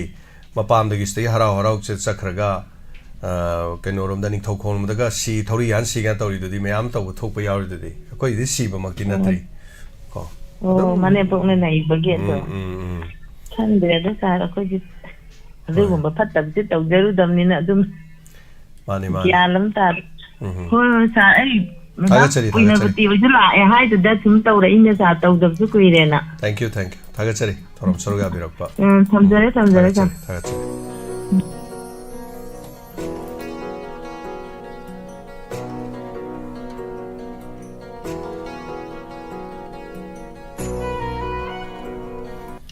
hello Tapio, kari wapa mai bin. Ngarang sepon pangin si Zaina untuk ni makitang later. Tengok tahu ikoi si Diamond TV da puli basi hana radio da pun basi auri. Ada koding maksi wana ngani. Ada lengsin biri ba tapi ba mayam sina puli basi na ising ni. Akoi live chart da ikoi digi hona oina ikoi Manipur sida akoi keno to basi ni pun ba hai basi music lady ba Diamond TV si oi gani radio di pana lagi matam da sugi ikoi digi am ba oi atu TV da matam su pana ikoi digi wang ba hai to loina khangnari ba wapam ne adai tu da isi na thamjaning basi wagi Diamond TV Diamond radio lening gi wang ak na tabada ikoi mioi basi punsallaga pullaba matamda ikoi live chart sida khangnarani phone number lognarani aduga tinabagi akoi wakhal loksing oina ba pot adagi punsallaga ngaki nungai bagi pot oibadi phai adubu mioi ba ma oina aphai marui se sel na darakar oi haidana sel se khoi pusallaga ikoi singer traba matamda ipagi kokti yorakani khali masi ipagi mafamda dagi nati atopa mafamda so lininga so matora so masi dum thoi heba thoi ba posina sena hainingi basna ꯃꯍꯥꯛꯅ ꯂꯣꯏꯅꯔꯒ ꯇꯤꯟꯅꯔꯝꯗꯥꯏꯒꯤ ꯂꯧꯔꯝꯗꯥꯏ ꯃꯇꯝꯗꯗꯤ ꯀꯅꯥꯝꯇ ꯇꯥꯛꯑꯝꯗꯦ ꯏꯄ꯭ꯋꯥꯗꯁꯨ ꯈꯪꯍꯜꯂꯝꯃꯣꯏ ꯑꯩꯈꯣꯏꯒꯤ ꯂꯥꯏꯅꯤꯡꯐꯝꯗ ꯂꯩꯔꯤꯕ ꯃꯄꯨꯗꯁꯨ ꯈꯪꯉꯝꯃꯣꯏ ꯀꯅꯥꯝ ꯈꯪꯉꯝꯃꯣꯏꯕꯀꯣ ꯑꯗꯨꯒ ꯍꯌꯦꯡ ꯁꯤꯡꯉꯛꯇ꯭ꯔꯕ ꯃꯇꯝꯗ ꯏꯄ꯭ꯋꯥꯒꯤ ꯅꯥꯀꯣꯡ ꯌꯧꯔꯛꯑꯕ ꯑꯗꯨꯒ ꯍꯥꯏꯔꯤꯕ ꯃꯐꯝꯗꯨꯒꯤ ꯊꯧꯕꯨ ꯑꯣꯏꯔꯤꯕꯗꯨꯒꯤ ꯃꯐꯝꯗ ꯌꯧꯔꯛꯄ ꯇꯥꯔꯒꯗꯤ ꯃꯗꯨꯒꯤ ꯀꯣꯛ ꯁꯥꯕ ꯍꯥꯏꯕꯁꯦ ꯂꯣꯏꯅ ꯑꯣꯏꯒꯅꯤꯅ ꯈꯜꯂꯤ ꯑꯗꯨꯅ ꯇꯁꯦꯡꯅ ꯍꯥꯏꯔꯕꯗ ꯃꯤꯑꯣꯏꯕꯅꯤꯅ ꯃꯤꯁꯦ ꯃꯈꯜ ꯃꯊꯦꯜꯅꯤ ꯃꯥꯟꯅꯗꯕ ꯃꯌꯥꯝ ꯂꯩꯕꯅꯤꯅ ꯁꯦꯜꯅ ꯃꯤ ꯅꯨꯡꯁꯤꯅꯩ ꯁꯦꯜꯅ ꯃꯤ ꯏꯀꯥꯏꯅꯩ ꯁꯦꯜꯅ ꯃꯤꯕꯨ ꯏꯀꯥꯏ ꯈꯨꯝꯅꯩ ꯍꯥꯏꯕ ꯑꯗꯨꯃꯥꯏꯅ ꯐꯔꯤꯉꯩ ꯃꯇꯝꯗꯗꯤ ꯄꯪꯐ ꯑꯐꯕ ꯌꯥꯝ ꯅꯨꯡꯁꯤꯅꯕ ꯑꯣꯏꯕ ꯑꯗꯨꯒ ꯃꯗꯤ ꯁꯣꯏꯔꯛꯂꯕ ꯃꯇꯝꯗꯗꯤ ꯂꯣꯏꯅꯕ ꯏꯖꯠ ꯍꯔꯥꯝꯕ ꯏꯖꯠꯀꯤ ꯑꯣꯏꯕ ꯄꯣꯠ ꯂꯥꯡꯅꯕꯅꯤꯅ ꯑꯗꯨꯅ ꯌꯥꯔꯤꯃꯈꯩ ꯑꯩꯈꯣꯏ ꯇꯤꯟꯅꯕ ꯃꯇꯝꯗ ꯍꯩꯁꯤꯡꯅ ꯇꯤꯟꯅꯁꯤ ꯁꯦꯜꯒꯤ ꯀꯥꯗꯗꯤ ꯁꯣꯛꯅꯒꯨꯝꯁꯤ ꯃꯤꯒꯤ ꯏꯃꯨꯡ ꯃꯅꯨꯡ ꯅꯨꯡꯉꯥꯏꯕ ꯎꯅꯒꯨꯝꯁꯤ ꯑꯩꯒꯤ ꯉꯝꯅꯅꯕ ꯁꯨꯔꯒ ꯅꯣꯝꯃꯒ ꯇꯥꯜꯂꯒ ꯏꯖꯠ ꯂꯩꯅ ꯍꯤꯡꯃꯤꯟꯅꯁꯤ ꯍꯥꯏꯕꯁꯦ ꯏꯆꯦꯅ ꯃꯁꯤ ꯊꯝꯖꯅꯤꯡꯉꯤ ꯑꯗꯨꯅ ꯂꯛꯇꯕ ꯇꯥꯔꯒꯗꯤ ꯍꯌꯦꯡ ꯇꯨꯡꯗ ꯃꯌꯥꯝ ꯑꯃ ꯁꯣꯛꯂꯒ ꯄ꯭ꯔꯦꯁꯇꯤꯖ ꯁꯣꯛꯀꯗꯧꯕ ꯊꯕꯛꯁꯦ ꯌꯥꯔꯤꯉꯩ ꯇꯧꯕꯤꯗꯕ ꯀꯣꯛ ꯁꯥꯒꯗꯧꯕ ꯄꯣꯠꯁꯦ ꯑꯃꯠꯇ ꯇꯧꯕꯤꯗꯕ ꯃꯁꯤꯃꯇꯪ ꯑꯩꯅ ꯏꯔꯩꯆꯥ ꯄꯨꯝꯅꯃꯛꯀꯤ ꯃꯐꯝꯗ ꯅꯣꯂꯨꯛꯆꯔꯤ ꯑꯗꯨꯒ ꯇꯨꯡꯗ ꯂꯣꯏꯅꯔꯤꯕꯁꯤꯡꯁꯦ ꯅꯨꯡꯁꯤꯅ ꯂꯣꯏꯅꯁꯤ ꯑꯗꯨꯅ ꯃꯥꯅ ꯁꯤꯅꯤ ꯍꯥꯏꯕꯁꯦ ꯑꯩꯈꯣꯏꯒꯤ ꯍꯨꯟꯅꯔꯒ ꯅꯨꯡꯁꯤꯅꯗꯕꯒꯤ ꯄꯣꯠꯁꯦ ꯃꯁꯤ ꯌꯥꯔꯤꯉꯩ ꯊꯝꯕꯤꯔꯛꯀꯅꯨ ꯑꯩꯁꯨ ꯃꯗꯨꯒꯤ ꯄꯣꯠꯇꯣ ꯂꯣꯏꯅꯔꯤꯅꯤ ꯅꯨꯡꯁꯤꯅꯅ ꯏꯆꯝ ꯆꯝꯕ ꯄꯣꯠꯇꯣ ꯂꯣꯏꯅꯔꯨꯔꯒ ꯑꯩꯒꯤ ꯏꯖꯠ ꯁꯣꯛꯄ ꯋꯥ ꯍꯥꯏꯔꯝꯕ ꯇꯥꯔꯒꯗꯤ ꯑꯩꯁꯨ ꯀꯞꯄꯦ ꯍꯥꯏꯕ ꯑꯗꯨꯃꯥꯏꯅ ꯇꯧꯗꯅ ꯃꯤ ꯈꯨꯗꯤꯡꯃꯛꯀꯤ ꯊꯃꯣꯏꯗ ꯅꯨꯡꯉꯥꯏꯔꯣꯏꯗꯧꯕ ꯏꯀꯥꯏ ꯅꯨꯡꯁꯤ ꯌꯥꯅꯒꯗꯧꯕ ꯏꯀꯥꯏꯒꯗꯧꯕ ꯄꯣꯠ ꯍꯥꯏꯕꯁꯤ ꯌꯥꯔꯤꯉꯩ ꯉꯥꯡꯕꯤꯒꯅꯨ ꯏꯖꯠ ꯁꯣꯛꯀꯗꯧꯕ ꯄꯣꯠ ꯑꯃꯠꯇ ꯉꯥꯡꯕꯤꯒꯅꯨ ꯅꯨꯡꯁꯤꯕ ꯇꯥꯔꯒꯗꯤ ꯅꯨꯡꯁꯤꯕꯒꯤ ꯂꯝꯕꯤꯗꯣ ꯑꯗꯨꯝ ꯆꯠꯄꯤꯌꯨ ꯑꯗꯨꯒ ꯏꯖꯠ ꯁꯣꯛꯄ ꯌꯥꯕ ꯄꯣꯠꯇꯗꯤ ꯑꯃꯠꯇ ꯉꯥꯡꯅꯒꯨꯝꯁꯤ ꯍꯥꯏꯕꯁꯤ ꯄꯨꯝꯅꯃꯛꯇ ꯑꯩꯍꯥꯛꯅ ꯅꯣꯂꯨꯛꯆꯔꯤ ꯑꯗꯨꯅ ꯃꯁꯤꯃꯗꯤ ꯑꯩ ꯁꯦꯡꯅ ꯍꯥꯏꯖꯒꯦ ꯑꯩꯅ ꯊꯦꯡꯅꯔꯛꯄ ꯃꯌꯥꯝ ꯑꯃꯁꯨ ꯂꯩꯖꯈ꯭ꯔꯕꯅꯤꯅ ꯑꯩ ꯀꯤꯁꯨ ꯌꯥꯝ ꯀꯤꯖꯖꯩ ꯇꯁꯦꯡꯅ ꯍꯥꯏꯔꯕꯗ ꯑꯩꯈꯣꯏꯁꯨ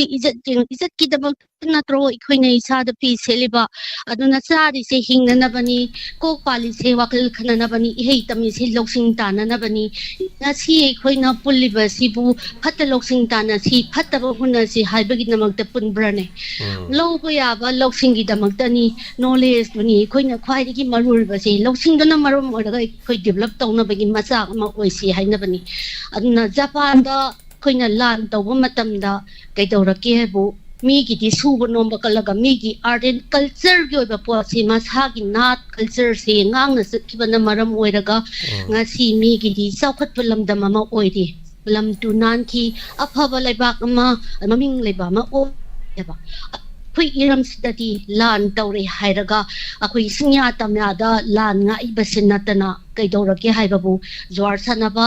ꯍꯥꯎꯁꯤ ꯂꯥꯎꯕ ꯅꯤꯁꯥꯗ ꯂꯨꯞꯄꯒ ꯌꯨ ꯑꯗꯒꯤ ꯈꯨꯗꯤꯡꯃꯛꯁꯤꯗ ꯂꯨꯞꯄꯒ ꯂꯩꯕ ꯑꯗꯨꯅ ꯀꯔꯤ ꯑꯣꯏꯒꯅꯤ ꯑꯗꯨꯅ ꯐꯅꯌꯥꯝꯅ ꯑꯩꯈꯣꯏꯒꯤ ꯈꯨꯜ ꯉꯥꯛꯄꯅꯤ ꯍꯥꯏꯗꯅ ꯂꯩꯕ ꯇꯥꯔꯒꯁꯨ ꯑꯩꯈꯣꯏꯒꯤ ꯃꯗꯩꯗꯨꯗ ꯍꯟꯅ ꯁꯨꯡꯌꯦꯡ ꯌꯦꯡꯁꯤꯜꯂꯣꯏꯕ ꯑꯩꯈꯣꯏ ꯁꯨꯕ ꯅꯣꯝꯕ ꯇꯥꯏ ꯁꯨꯔ ꯅꯣꯝꯃꯒ ꯑꯉꯝꯕ ꯍꯥꯏꯕꯁꯤ ꯃꯇꯦꯡ ꯄꯥꯡꯅꯕꯅ ꯍꯣꯠꯅꯒꯗꯧꯕꯅꯤ ꯑꯗꯨ ꯍꯣꯠꯅꯔꯛꯇꯕ ꯇꯥꯔꯒꯗꯤ ꯑꯩꯈꯣꯏꯅ ꯀꯩꯗꯧꯔꯨꯅꯤ ꯑꯗꯨ ꯑꯣꯏꯇꯥꯔꯒꯗꯤ ꯂꯥꯟꯁꯤ ꯇꯧꯁꯅꯨ ꯅꯣꯏꯗꯤ ꯌꯧꯁꯅꯨ ꯍꯥꯏꯌꯦꯕ ꯑꯩꯗꯤ ꯅꯣꯏꯗ ꯑꯃꯨꯛꯇꯪ ꯌꯧꯔꯛ ꯈꯪꯒꯗꯕꯅꯤ ꯈꯪꯉꯀꯥꯟꯗꯨꯗ ꯑꯗꯨꯏꯀꯥꯟꯗꯨꯗꯅꯤ ꯅꯣꯏꯅ ꯃꯃꯩ ꯃꯀꯣꯛ ꯑꯣꯜꯂꯒ ꯆꯦꯜꯂꯀꯥꯟꯗꯨꯗꯅꯤ ꯑꯩꯈꯣꯏꯒꯤ ꯂꯥꯟꯒꯤ ꯐꯤꯕꯝ ꯊꯦꯡꯅꯒꯗꯧꯔꯤꯕꯁꯦ ꯃꯁꯤꯃ ꯏꯆꯦꯅ ꯑꯃꯨꯛ ꯊꯝꯖꯒꯦ ꯑꯗꯨꯒ ꯍꯧꯖꯤꯛ ꯀꯩꯅꯣꯁꯤ MP ꯏꯂꯦꯛꯁꯟꯒꯤ ꯃꯇꯝ ꯂꯥꯛꯑꯦ MP ꯏꯂꯦꯛꯁꯟꯒꯤ ꯅꯠꯇꯕꯗ ꯉꯁꯥꯏ ꯑꯩꯅ ꯇꯥꯖꯈꯤꯕꯗ ꯑꯩꯈꯣꯏꯒꯤ ꯄ꯭ꯔꯙꯥꯟ ꯃꯦꯝꯕꯔꯒꯤꯗ ꯁꯤꯟꯕꯒꯤ ꯋꯥꯐꯝꯗꯣ ꯑꯩ ꯁꯤꯃ ꯈꯛꯇꯪ ꯊꯝꯖꯔꯝꯒꯦ ꯑꯩꯈꯣꯏꯒꯤ ꯏꯝꯐꯥꯜ ꯃ꯭ꯌꯨꯅꯤꯁꯤꯄꯥꯂꯤꯇꯤ ꯑꯣꯏꯔꯣ ꯑꯗꯨꯒ ꯈꯨꯡꯒꯪꯒꯤ ꯂꯣꯏꯖꯤꯡ ꯂꯣꯡꯌꯥꯒꯤ ꯑꯣꯏꯕ ꯑꯩꯈꯣꯏꯒꯤ ꯄ꯭ꯔꯙꯥꯟ ꯃꯦꯝꯕꯔ ꯑꯣꯏꯔꯣ ꯂꯩꯔꯤꯕ ꯄꯣꯠ ꯑꯁꯦ ꯃꯥꯒꯤ ꯃꯇꯝꯗꯨꯗꯤ ꯌꯥꯝ ꯂꯥꯟꯈ꯭ꯔꯦ ꯚꯣꯠ ꯏꯂꯦꯛꯁꯟ ꯇꯧꯒꯗꯧꯕ ꯃꯇꯝꯗꯣ ꯂꯥꯟꯈ꯭ꯔꯕꯅꯤꯅ ꯑꯅꯧꯕ ꯃꯤꯍꯨꯠ ꯁꯤꯜꯂꯛꯄ ꯃꯇꯝꯗꯗꯤ ꯀꯦꯟꯗ꯭ꯔꯗꯨꯒꯤ ꯄꯥꯏꯔꯤꯕ MLA ꯃꯟꯇ꯭ꯔꯤ ꯃꯟꯗꯣꯟꯗꯨꯒꯤ ꯃꯥꯒꯤ ꯆꯥꯅꯕ ꯃꯤ ꯑꯣꯏꯅ ꯈꯜꯂꯒ ꯍꯥꯞꯄꯛꯄ ꯍꯥꯏꯕꯁꯤ ꯍꯧꯅꯁꯥꯅꯤ ꯃꯁꯤ ꯂꯣꯏꯅ ꯇꯧꯏ ꯑꯩꯈꯣꯏꯒꯤ ꯁ꯭ꯋꯥꯏꯋꯥꯏꯗꯁꯨ ꯇꯧꯏ ꯑꯗꯣ ꯑꯩꯈꯣꯏ ꯃꯅꯥ ꯃꯅꯤꯜ ꯅꯥꯏꯗꯦ ꯃꯥꯒꯤ ꯆꯥꯟꯅꯖꯕ ꯈꯟꯖꯈꯤꯕꯅꯤꯅ ꯑꯩꯈꯣꯏꯅ ꯃꯇꯝ ꯍꯦꯜꯂꯒꯁꯨ ꯏꯂꯦꯛꯁꯟꯗꯣ ꯇꯧꯗ꯭ꯔꯤꯕꯅ ꯈꯨꯠ ꯊꯤꯡꯖꯤꯟꯕ ꯌꯥꯗꯦ ꯍꯥꯏꯕꯁꯦ ꯃꯁꯤꯃ ꯊꯝꯖꯒꯦ ꯑꯗꯨꯅ ꯏꯂꯦꯛꯁꯟ ꯂꯥꯛꯑꯦ ꯍꯧꯖꯤꯛ ꯑꯩꯈꯣꯏꯅ ꯈꯟꯒꯗꯧꯕ ꯃꯤꯁꯛꯁꯦ ꯂꯣꯏꯅ ꯂꯩꯔꯦ ꯑꯗꯨꯅ ꯔꯥꯖꯅꯤꯇꯤꯒꯤ ꯂꯧꯇꯨꯅꯕꯗ ꯍꯧꯖꯤꯛ ꯄꯥꯏꯔꯤꯕ ꯗꯣꯜꯁꯤꯒꯤ ꯑꯩꯈꯣꯏꯒꯤ ꯃꯃꯤꯡ ꯂꯩꯕꯗꯣ ꯍꯥꯟꯅꯅꯕ ꯍꯣꯠꯅꯕꯗ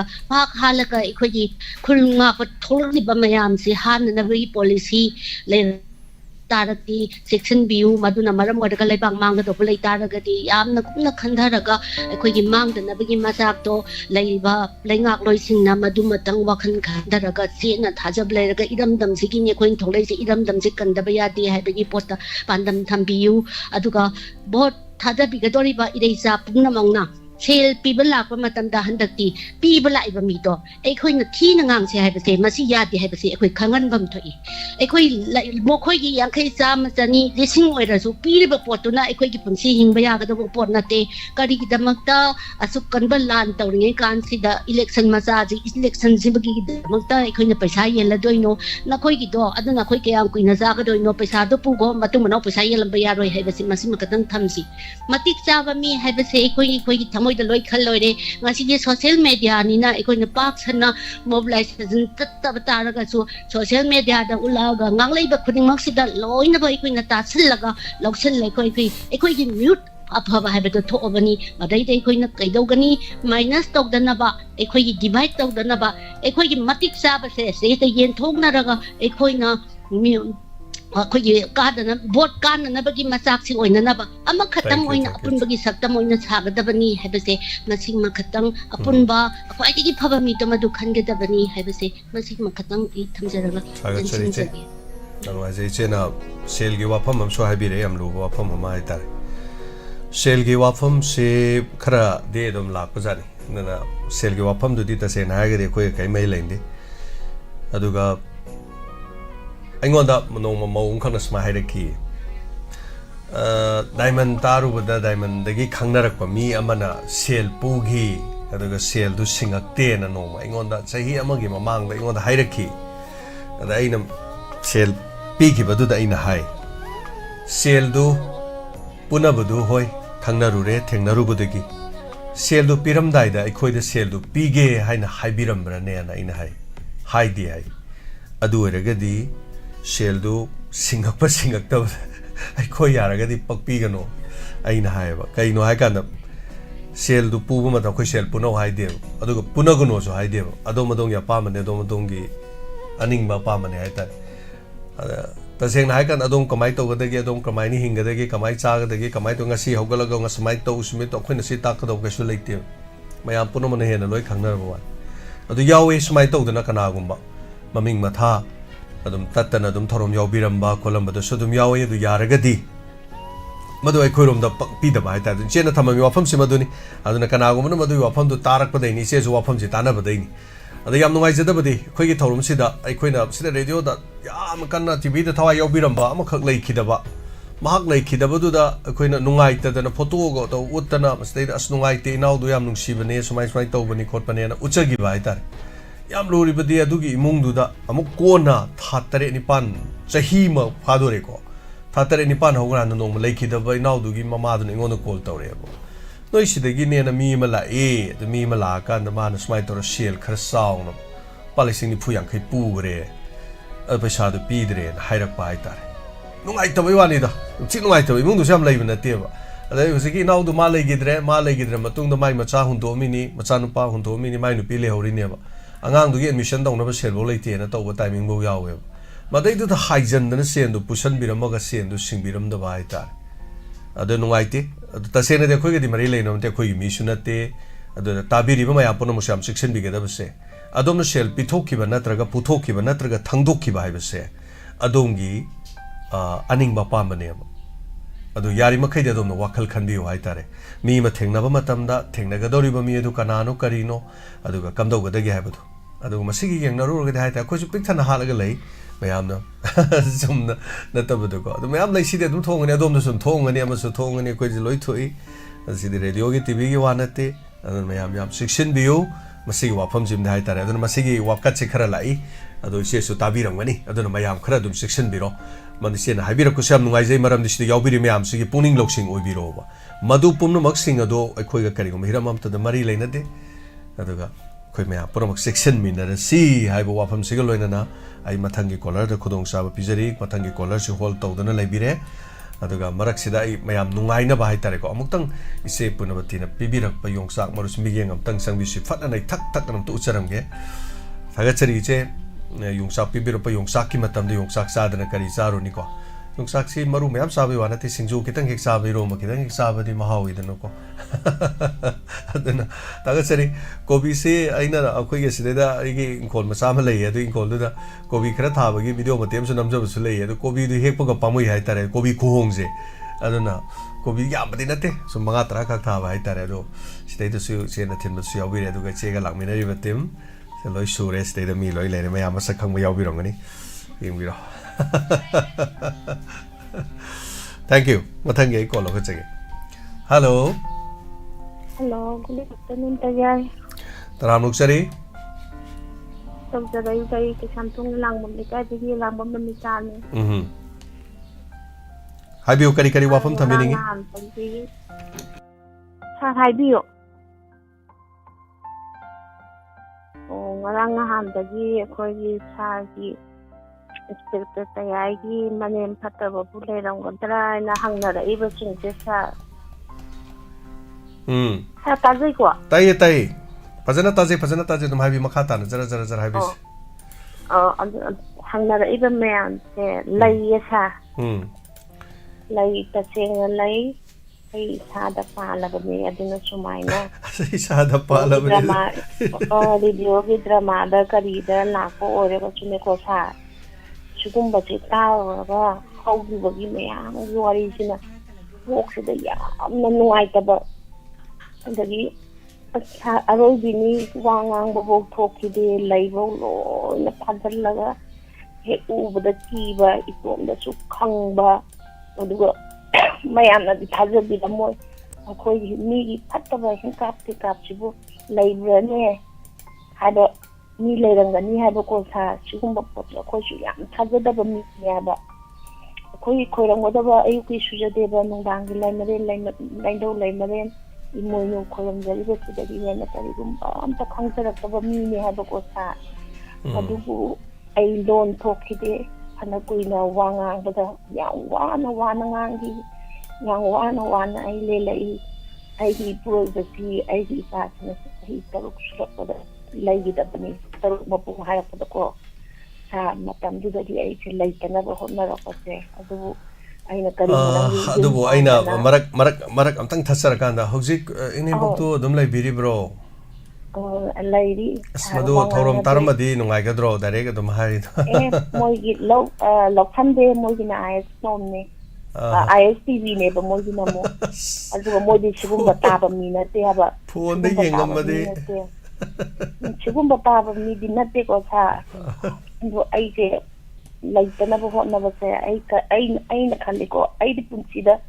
yum palaga di katobogi ai isamda handoina sa ai di puro bagi yumbamda ai gi magi kainoda ai sibam thokpani ai ja honaba tabani adin ai ai na khangdana leirapada hujiti kari gumba bahai bangong bidare tawbotabu mamangi sibarati hogi da nimitu de ai pura sire na layaba so se heta sakado ki sibamda tawga ai de phamang ki ta sahara yung di ni de ko ga ta imung chi ko khujule kham se thara ga heta langna ga ai je parakhine adu nimitu da gyan ta gareba aina chu wangang de mana ko pa matam de ai khundi ahanina adu tawdabu ai ki thamoi de adu kimati ai ti ko sa sumaina taw khoi ne na khallaga tawra yam kana kana torgum se waro bi dia de dum taraga dai bogdang dum haire se ai tare ko mane sa adu mayam na leibra na hangna ra podo lay haba lay haba sa laibudi lay mau phataba su lay mau phataba duna ka mai taw ge habda aham balak pada di lu na taw grani ba ko sa ado khoji sinane mau ma na taw jari ba mau sina hanna se lingi dereba ado ragati hana thina taw ba mi du da chang chi kadai akomba du da chang chi kadai hayeng ma na nara ra sira ma tam ba di akoi yawning di dra ba akoi da tawki ba mayam sa sina sugumbo ate lakada mitagi ti ta kan wa bi sutai ade ba sa Sagasari ado khangba tabani ado ugi ukha thabada patpai wani mi makha thaw kasu leite ado chumna haitare ko inem ni ku ni khalaga makhoi mafamda dum kaidena dum nungsibada dum utpiri na tapi dum utpiyo makha thana so dum haiba tare ado budi sar ai tawbom thokpa ti dum ai kai ge drama kai da bu ai cha hujik thabak tawre ko ai sibok phang bang am ini haba thank you madu yam nuai jai aduga awa si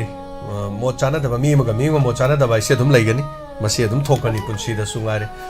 mi amaga hekta chasanna dana tosanna dana leiba ya da basu mayam yawe ba dubu leimina ga dori bani inthokna raga leiba and hek tongan chanar sungare ma tawre yum du thangnana leidoi ni ko magi masak to mi hun ting ting launi mana su mi hun ting ting launi du leidau saruk pudi kari hai tare thok kongna raga ko magi yana da budu mana pamja da area na du dai khoi thengbiru dra lore paibiru dra lore chatpi dra lore uhandra lore khangan dra lore adai du thamakanda mana pam da jaga du sopiru dra lore ba adu sarupudi dum harau kongna raga unabo khuding samarak nusiroi dok sarupudi leiminaraga amura ani rakak nusinadra kanda maudra ni pana ma adaga marfudra ni pa 98-95% ama nusina leide dum su kai dia taga chari hanana tharom saruga birakpa dom su thengna rei haibo wafam du dani am nungai jai thank you so much minute tara haiba tar minute ohumoga loina saruga biba sigidama hanana taga chari ozaning them khumanna pibirakwa folding khoi side table haiba tare yam nungai jai ozaning them season abada yam nungai re mi la su sa thakpa khotpagi kedoba nungai re everything yamna nungai ba haibadu oire ozaning them thaga chari mayam ozaning them khuman gi damak ahoba khoba matang khubi se ozaning them aina folding gi tung the background gi kenoma hai ki bodo za thabak ti chen biram gani madu so haiba tare akoi gi discussion gi kari gi torpada yamna tangai phadabadi leiramni ozaning them do sai call tawjege toromani aduga yamna pamdana leiraba hai tare hoji hoji ki koi gi white board ani khak nakan da leiba gi do madu so hai tare so thaga chari hanana ngasi gi nungai raba thorom haijage koi nungai taba thorom de haijara ro koi na tawjari ni sa ni sa bu thaga chaba hai gadra ngasi gi numit asi gi koi gi ichal ai gi chal pusparani laisram gi mapok numit ngasi se mayam yai phaba pibiu happy birthday pusparani laisram daughter of Laisram Deven Singh. Laisram Obi Radha Devi Samara Mayai Lekai. Punsinung Sangba, Nada Yektaba, Noduga, Miam Gidamak Toggle, Matam Sang na Tawangamba, Haibetare, Ekoi Selgi Tongna, Mayam Hena Hapiramu, Aigi Awaba, Aigi Tankakaya, Aigi Haibetare, Aigi Ikaiba Chopa. Haibetare ni aigi punchida thengnarak pa aigi khudong thiba pomnama mimang da aigu singthaduna khongya da net na thangpa timing da fawda isal singna aigi da mukta kanbi da dum lakhiba lepi rakhiba isal haibetare adana diamond gi yam maroiba adu staff am soi biri ba haibetare hanana taga chari asigo mama pok no mi lakpada yai phaba mi amna pibiu punsinung sangwa na da yektaba matam punamakta yai phaba oirashanu haidana shori mapam da nizari mayamna swiss pibiu loinana ngasigi makha taba ko lokhachari hello ru sa ai wa khumna gi tamu bi tirom ni sa bo hamre kai khumna jari ta bi ko maya punam thagachari tapiu sa ise puina bati na purak pa sa do uba de phone tori inne bu ko cha he tolak pa da ngai da hai Asar do uba da how ni dai na khalle ba hauren taram dai da sai ka mi na karino tin yo la di phate ga hai na bne sa tin yo la taram dai da khara hundok pi yo adu so hai ga ya hai torok pa ne sa haya ya cha bi am hau mi nga thang gang da ni che puina pa tin pu bi de i do adu madam tamo bi chingthek pi hai bra ba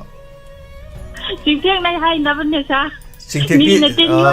pi hai bra ba ya adu de hai te mi na ura de chingthek nai ga hai na bne adu mi na hai na masana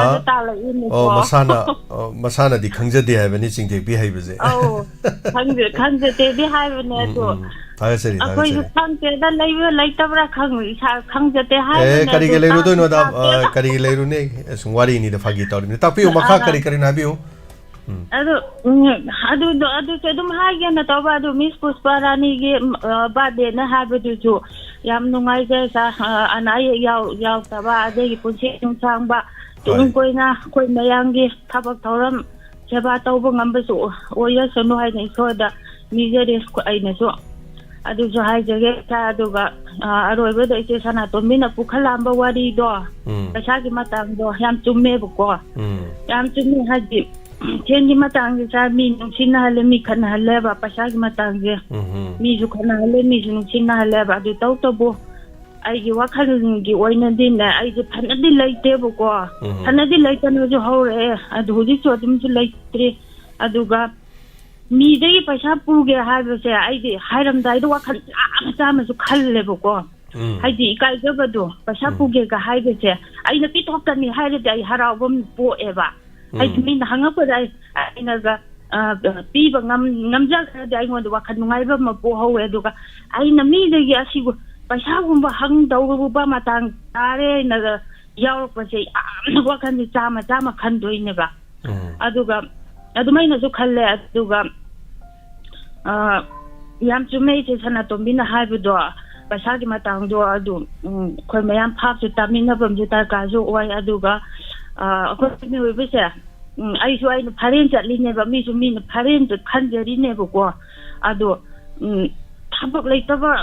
ꯂꯩꯇꯕ ꯃꯊꯧ ꯆꯤꯟꯗꯕ ꯀꯥꯡꯂꯨꯞꯁꯤꯅꯁꯨ ꯈꯔꯁꯨ ꯍꯦꯜꯂꯦꯕ ꯃꯐꯝ ꯈꯨꯗꯤꯡꯃꯛꯇ ꯑꯩꯈꯣꯏ ꯃꯤꯑꯣꯏꯕꯁꯦ ꯍꯥꯏꯗꯤ ꯋꯥꯊꯤ ꯉꯥꯡꯅꯕ ꯑꯣꯏꯒꯦꯔꯥ ꯀꯔꯤ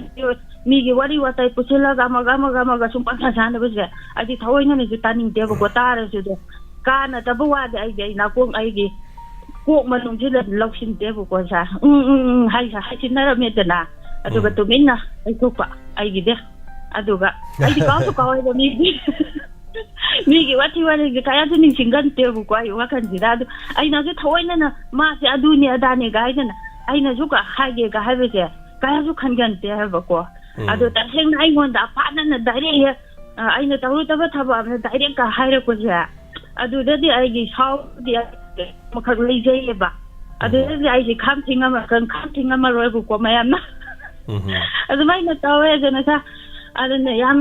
ꯊꯥꯒꯠꯆꯔꯤ ꯏꯆꯦ ꯁꯅꯥꯇꯣꯝꯕꯤꯅ ꯐꯣꯡꯗꯣꯔꯛꯄꯗꯨꯁꯨ ꯑꯗꯨꯁꯨ ꯑꯗꯨꯝꯁꯨ ꯍꯥꯏꯖꯒꯦꯅ ꯇꯧꯕ ꯑꯁꯤꯗ ꯍꯥꯏꯖꯔꯒ ꯃꯤꯁꯀꯤ ꯋꯤꯁꯇꯣ ꯑꯃꯨꯛꯀꯁꯨ ꯄꯤꯖꯔꯒꯦ ꯇꯦꯛꯇ ꯀꯥꯏꯗꯕ ꯅꯥꯗ ꯌꯦꯛꯇꯕ ꯄꯨꯟꯁꯤ ꯅꯨꯡꯁꯥꯡꯅ ꯑꯩꯈꯣꯏ ꯃꯌꯥꯝꯒꯤ ꯊꯕꯛ ꯇꯧꯕ ꯉꯝꯕ ꯑꯣꯏꯍꯟꯕꯤꯌꯨ ꯍꯥꯏꯖꯒꯦ ꯊꯝꯖꯔꯒꯦ ꯊꯥꯒꯠꯆꯔꯤ ꯃꯦꯗꯥꯝ ꯍꯥꯟꯅ ꯏꯆꯦ ꯁꯅꯥꯇꯣꯝꯕꯤꯅꯁꯨ ꯐꯣꯡꯗꯣꯛꯄꯤꯔꯛꯄꯗꯣ ꯑꯗꯨꯝ ꯃꯗꯨꯒꯤ ꯋꯥꯐꯝꯗꯣ ꯈꯔꯁꯨ ꯑꯗꯨꯝ ꯂꯥꯛꯄꯅꯤ ꯑꯩꯅꯁꯨ ꯃꯗꯨ ꯋꯥꯐꯝꯗꯣ ꯑꯩꯈꯣꯏꯁꯨ ꯇꯥꯕꯗ ꯑꯗꯨꯝ ꯅꯨꯡꯉꯥꯏꯇꯦ ꯍꯥꯏꯇꯥꯔꯦ ꯑꯗꯨꯒ ꯑꯆꯨꯝꯕꯅꯤ ꯃꯤ ꯃꯈꯜ ꯌꯥꯝꯃꯤ ꯃꯤ ꯃꯈꯜ ꯈꯨꯗꯤꯡꯃꯛ ꯌꯥꯝꯃꯤ ꯃꯤ ꯄꯨꯟꯁꯤꯟꯅꯔꯒ ꯑꯩꯅ ꯉꯔꯥꯡꯁꯨ ꯍꯥꯏꯖꯕꯗꯣ ꯃꯤ ꯄꯨꯟꯁꯤꯟꯅꯔꯒꯅꯦ ꯃꯁꯥꯒꯤ ꯋꯥꯔꯤ ꯃꯁꯥꯅ ꯇꯧꯕꯗꯤ ꯂꯣꯏꯅ ꯀꯥꯎꯊꯣꯛꯑꯀꯥꯟꯗ ꯃꯤꯒꯤ ꯑꯁꯣꯏꯕꯁꯦ ꯂꯣꯏ ꯄꯨꯊꯣꯛ ꯉꯥꯡꯅꯔꯀꯥꯟꯗ ꯒ꯭ꯔꯨꯞ ꯁꯦꯝꯃꯀꯥꯟꯗ ꯀꯩꯗꯧꯒꯦꯕꯨ ꯑꯃꯠꯇ ꯑꯣꯏꯅ ꯄꯨꯟꯁꯤꯜꯂꯀꯥꯟꯗ ꯂꯥꯁꯇ ꯍꯨꯠ ꯂꯧꯊꯣꯛꯑꯀꯥꯟꯗꯀꯣ ꯅꯨꯡꯁꯤꯅꯔꯝꯕꯗꯣ ꯑꯗꯨꯝ ꯃꯤꯒꯤ ꯌꯥꯝ ꯉꯥꯡꯅꯔꯀꯥꯟꯗ ꯃꯃꯩ ꯊꯪꯗ ꯄꯨꯟꯕ ꯌꯥꯅꯗ꯭ꯔꯀꯥꯟꯗ ꯃꯣꯏ ꯃꯁꯦꯟ ꯀ꯭ꯔꯦꯛ ꯆꯠꯂꯀꯥꯟꯗ ꯑꯩꯈꯣꯏꯗ ꯑꯃꯨꯛꯁꯨ ꯇꯝꯃꯛꯀꯅꯦꯕ ꯑꯗꯩ ꯀꯔꯤ ꯍꯥꯏꯅꯤ ꯑꯁ ꯑꯩꯈꯣꯏ ꯁꯨꯃꯥꯏꯅ ꯇꯧꯋꯦꯕꯀꯣ ꯃꯥꯅꯅꯦ ꯅꯪꯒꯤ ꯃꯔꯝꯗ ꯑꯗꯨ ꯍꯥꯏ ꯃꯥꯅ ꯑꯗꯨ ꯍꯥꯏ ꯅꯍꯥꯟꯒꯩꯅ ꯅꯨꯡꯁꯤꯅꯅ ꯂꯩꯔꯕ ꯃꯣꯏ ꯃꯁꯦꯟ ꯌꯥꯅꯔꯛꯇ꯭ꯔꯀꯥꯟꯗ ꯂꯣꯏ ꯍꯥꯏꯗꯣꯔꯛꯀꯅꯦꯕ ꯑꯗꯩꯗꯤ ꯑꯩꯈꯣꯏꯅ ꯐꯅ ꯑꯗꯨꯝ ꯈꯟꯕ ꯉꯁꯤ ꯐꯥꯎꯕ ꯅꯣꯡꯃꯇ ꯑꯩꯈꯣꯏꯅ ꯂꯥꯟꯅ ꯈꯜꯂꯨꯗꯕ ꯃꯤꯗꯣ ꯏꯃꯥꯅꯁꯨ ꯑꯗꯨ ꯍꯥꯏ ꯑꯗꯥ ꯍꯥꯏꯗꯨ ꯇꯝꯁꯤꯜꯂꯛꯑꯕꯅꯤꯅ ꯑꯩꯈꯣꯏꯗꯁꯨ ꯀꯣ ꯃꯤꯅ ꯇꯤꯡ ꯂꯥꯎꯋꯦ ꯑꯗꯨꯕꯨ ꯑꯩꯅ ꯍꯥꯏꯖꯒꯗꯕꯗꯤ ꯑꯩꯈꯣꯏꯗꯤ ꯃꯗꯨ ꯑꯣꯟꯁꯟꯅꯕ ꯁꯪꯗꯦ ꯍꯥꯏꯇꯥꯔꯦ ꯑꯩꯒꯤ ꯃꯔꯝꯗ 100ꯔꯛ ꯐꯠꯇꯕ ꯉꯥꯡꯅꯔꯁꯨ ꯑꯩꯒꯤ ꯃꯔꯝꯗ 100ꯂꯛ ꯉꯥꯡꯅꯔꯁꯨ ꯑꯩꯅ ꯃꯗꯣ ꯑꯩꯒꯤ ꯅꯥꯀꯣꯡꯗ ꯁꯨꯡ ꯍꯥꯞꯇꯦ ꯑꯁ ꯑꯉꯛꯄꯅꯤ ꯀꯩꯅꯣ ꯇꯥꯕ ꯃꯌꯥꯝꯁꯦ ꯑꯗꯨꯅ ꯑꯗꯨ ꯍꯥꯏꯔꯦ ꯃꯥꯅ ꯑꯗꯨ ꯍꯥꯏꯔꯦ ꯐꯣꯟ ꯔꯦꯀꯣꯔꯗꯀ ꯊꯥꯖꯤꯜꯂꯛꯄꯖꯥꯠꯅꯤ ꯑꯩꯉꯣꯟꯗ ꯃꯣꯏꯅ ꯍꯥꯏꯔꯛꯄꯗꯣ ꯑꯗꯨꯒꯤꯅꯦ ꯑꯩꯒꯤ ꯃꯔꯝ ꯉꯥꯡꯕꯒ ꯀꯩꯅꯣꯗ ꯑꯣꯗꯤꯑꯣꯒꯤ ꯑꯗꯒꯤꯗꯤ ꯃꯣꯏꯅ ꯉꯥꯡꯕꯒꯤ ꯀꯩꯅꯣꯒꯥꯏꯁꯦ ꯚꯣꯏꯁ ꯀꯩꯅꯣꯁꯤ ꯉꯔꯤ ꯑꯩꯈꯣꯏꯒꯤ ꯇꯦꯛꯁ ꯃꯦꯁꯦꯖ ꯁ꯭ꯀ꯭ꯔꯤꯟ ꯁꯣꯠ ꯀꯥꯏꯁꯦ ꯂꯣꯏ ꯊꯥꯖꯤꯜꯂꯛꯏꯅꯤꯀꯣ ꯃꯣꯏ ꯌꯥꯅꯗ꯭ꯔꯀꯥꯟꯗ ꯑꯗꯨ ꯇꯧꯔꯀꯥꯟꯗ ꯃꯗꯨꯗ ꯑꯩꯅ ꯑꯣꯟꯖꯅ ꯅꯪꯅ ꯑꯗꯨ ꯍꯥꯏꯌꯦ ꯅꯪꯅ ꯑꯗꯨ ꯇꯧꯋꯦꯅ ꯑꯩ ꯇꯧꯕ ꯂꯩꯕꯒꯤ ꯃꯊꯧ ꯂꯩꯇꯦꯕ ꯃꯔꯝꯗꯤ ꯑꯗꯨꯒꯤꯗꯃꯛ ꯂꯥꯛꯄ ꯅꯠꯇꯦꯕ ꯑꯗꯨꯅ ꯃꯗꯨꯗ ꯑꯣꯟꯁꯟꯅꯕꯤꯔꯨꯅꯨ ꯃꯌꯥꯝ ꯀꯣ ꯑꯗꯨꯝ ꯑꯩꯈꯣꯏ ꯈꯔ ꯄꯣꯖꯤꯇꯤቭ ꯑꯗꯨꯝ ꯑꯣꯏꯔꯒ ꯆꯠꯁꯤ ꯑꯐꯕꯗ ꯑꯗꯨꯝ ꯇꯧꯁꯤ ꯑꯗꯨ ꯃꯤ ꯂꯣꯏꯅꯕꯗꯤ ꯃꯌꯥꯝꯅ ꯍꯩꯒꯗꯕꯅꯤ ꯌꯥꯝꯅ ꯁꯤꯗ ꯑꯩꯈꯣꯏꯅ ꯀꯩꯁꯨ ꯇꯥꯛꯅꯤꯡꯉꯥꯏ ꯂꯩꯇꯦ ꯃꯌꯥꯝꯅ ꯍꯦꯟꯅ ꯈꯪꯂꯦ ꯋꯥ ꯇꯦꯟꯁꯤꯟꯖꯒꯦ ꯁ꯭ꯋꯥꯏꯗ ꯑꯗꯨꯝ ꯑꯗꯨꯒ ꯑꯩ ꯚꯤꯗꯤꯑꯣ ꯑꯃꯇꯪ ꯎꯠꯆꯒꯦ ꯁꯤ ꯃꯔꯛꯇ ꯑꯩ ꯐꯣꯟꯁꯤ ꯂꯧꯈꯠꯆꯒꯦ ꯐꯣꯟꯁꯤ ꯂꯥꯛꯑꯦ ꯐꯣꯟꯗꯤ ꯑꯩ ꯍꯣꯜ ꯇꯧꯔꯒ ꯊꯝꯖꯕꯅꯤ ꯎꯠꯆꯔꯤꯕ ꯚꯤꯗꯤꯑꯣꯁꯤ ꯑꯩꯈꯣꯏꯒꯤ ꯁꯔ ꯑꯣꯖꯤꯠ ꯈꯥꯕꯅ ꯊꯥꯕꯤꯔꯛꯄꯅꯤ ꯁꯔ ꯑꯣꯖꯤꯠ ꯈꯥꯕꯅ ꯊꯥꯕꯤꯔꯛꯂꯤꯕꯁꯤ ꯑꯅꯤꯁꯨꯕ ꯃꯤꯅꯨꯡꯁꯤꯒꯤ ꯇꯦꯡꯕꯥꯡꯗ ꯂꯩꯅꯔꯤꯕ ꯌꯨꯝ ꯍꯧꯈꯤꯕ ꯇꯥꯡ 19 ꯃꯥꯔꯆꯀꯤ ꯄꯨꯡ 11:45 ꯇꯥꯔꯛꯄꯗ ꯎꯔꯤꯄꯣꯛ ꯂꯥꯏꯁ꯭ꯔꯝ ꯂꯩꯔꯛꯇ ꯏꯂꯦꯛꯇ꯭ꯔꯤꯛ ꯁꯣꯔꯠ ꯁꯥꯏꯀ꯭ꯌꯨꯠꯇꯒꯤ ꯍꯧꯔꯛꯄ ꯃꯩꯅ ꯇꯥꯡꯒꯣꯏ ꯇꯥꯅ ꯆꯥꯛꯈ꯭ꯔꯕ ꯂꯥꯏꯁ꯭ꯔꯝ ꯁꯟꯙ꯭ꯌꯥꯔꯥꯅꯤꯒꯤ ꯏꯃꯨꯡꯗ ꯂꯨꯄꯥ 10,000 ꯃꯇꯦꯡ ꯄꯥꯡꯈ꯭ꯔꯦ ꯁꯦꯟꯐꯝ ꯑꯁꯤ FBꯗ ꯊꯥꯒꯠꯄꯗ ꯌꯨꯝꯃꯩ ꯆꯥꯛꯄꯒꯤ ꯚꯤꯗꯤꯑꯣꯗ ꯃꯤꯌꯥꯝꯅ LMGꯒꯤ ꯁꯦꯀ꯭ꯔꯦꯇꯔꯤꯒꯤ GPayꯗ ꯀꯥꯞꯄꯤꯔꯛꯄ ꯁꯦꯟꯐꯝꯅꯤ ꯅ ꯇꯥꯛꯄꯤꯔꯛꯏ ꯊꯥꯒꯠꯆꯔꯤ punama hona biriba sir Ojit ki team aduga LMG ki team thank you so much mateng asigi dama aduga yumai sakki badugi dama tengbang birakpa pumna makhanana thagachari masigi damakta yam nuaijai LMG ki team na lupa lising kun mateng pangbidana hariba family sida Uripok ki short circuit thokpadagi sandharani gi mung manungda lupa lising kun tengbang bire na takpirakpa hanana thagachari hello Hello, sir. Taram Lokshari Mingal from IBC. I told him bum really go. Tap you. I don't hang it over in us, that the male Hiba, Quaki Lila, Dramagi, means the Capiro and Havado, and they do the love, but that's a book. I do tap of the Mrs. Tavi whenever the Mogi Fonda. I do come as my dog, no, the maroon, the hungry, and sort of. Teleleba Dramagi Karigin Haigiava. Tamona Laugi Buko. Hoi, Hosimak, Akoi Madugi, Nasimak Tazolo, Hayamak Tazolo, na Haibagi, Habatare, to do Padum later, so dum Isana, Karikari Habibano, Karito Bibano, Sana Tobibadodum, no Madum Kotopiraka, what you Taisanabe, and Kasi Hayan Kakiwana Trezo Haitareko. Dum Tobaya, Mamalay, Aduga Hosiki, Land Lady Vanina, Quena Madugi Tabakto, number Kopaki Tabakudi Satadri, Aduboy, Tanabay, no Masang Mamatam Dadum, Nuntinama, Dum Kobiro, Dum Ponavai, Aduga, Mesesta or the Tabira Suka Shukaidi, Adam Iragadum Tabira Pakim Kaidiko. Akopa Marodum Habiro.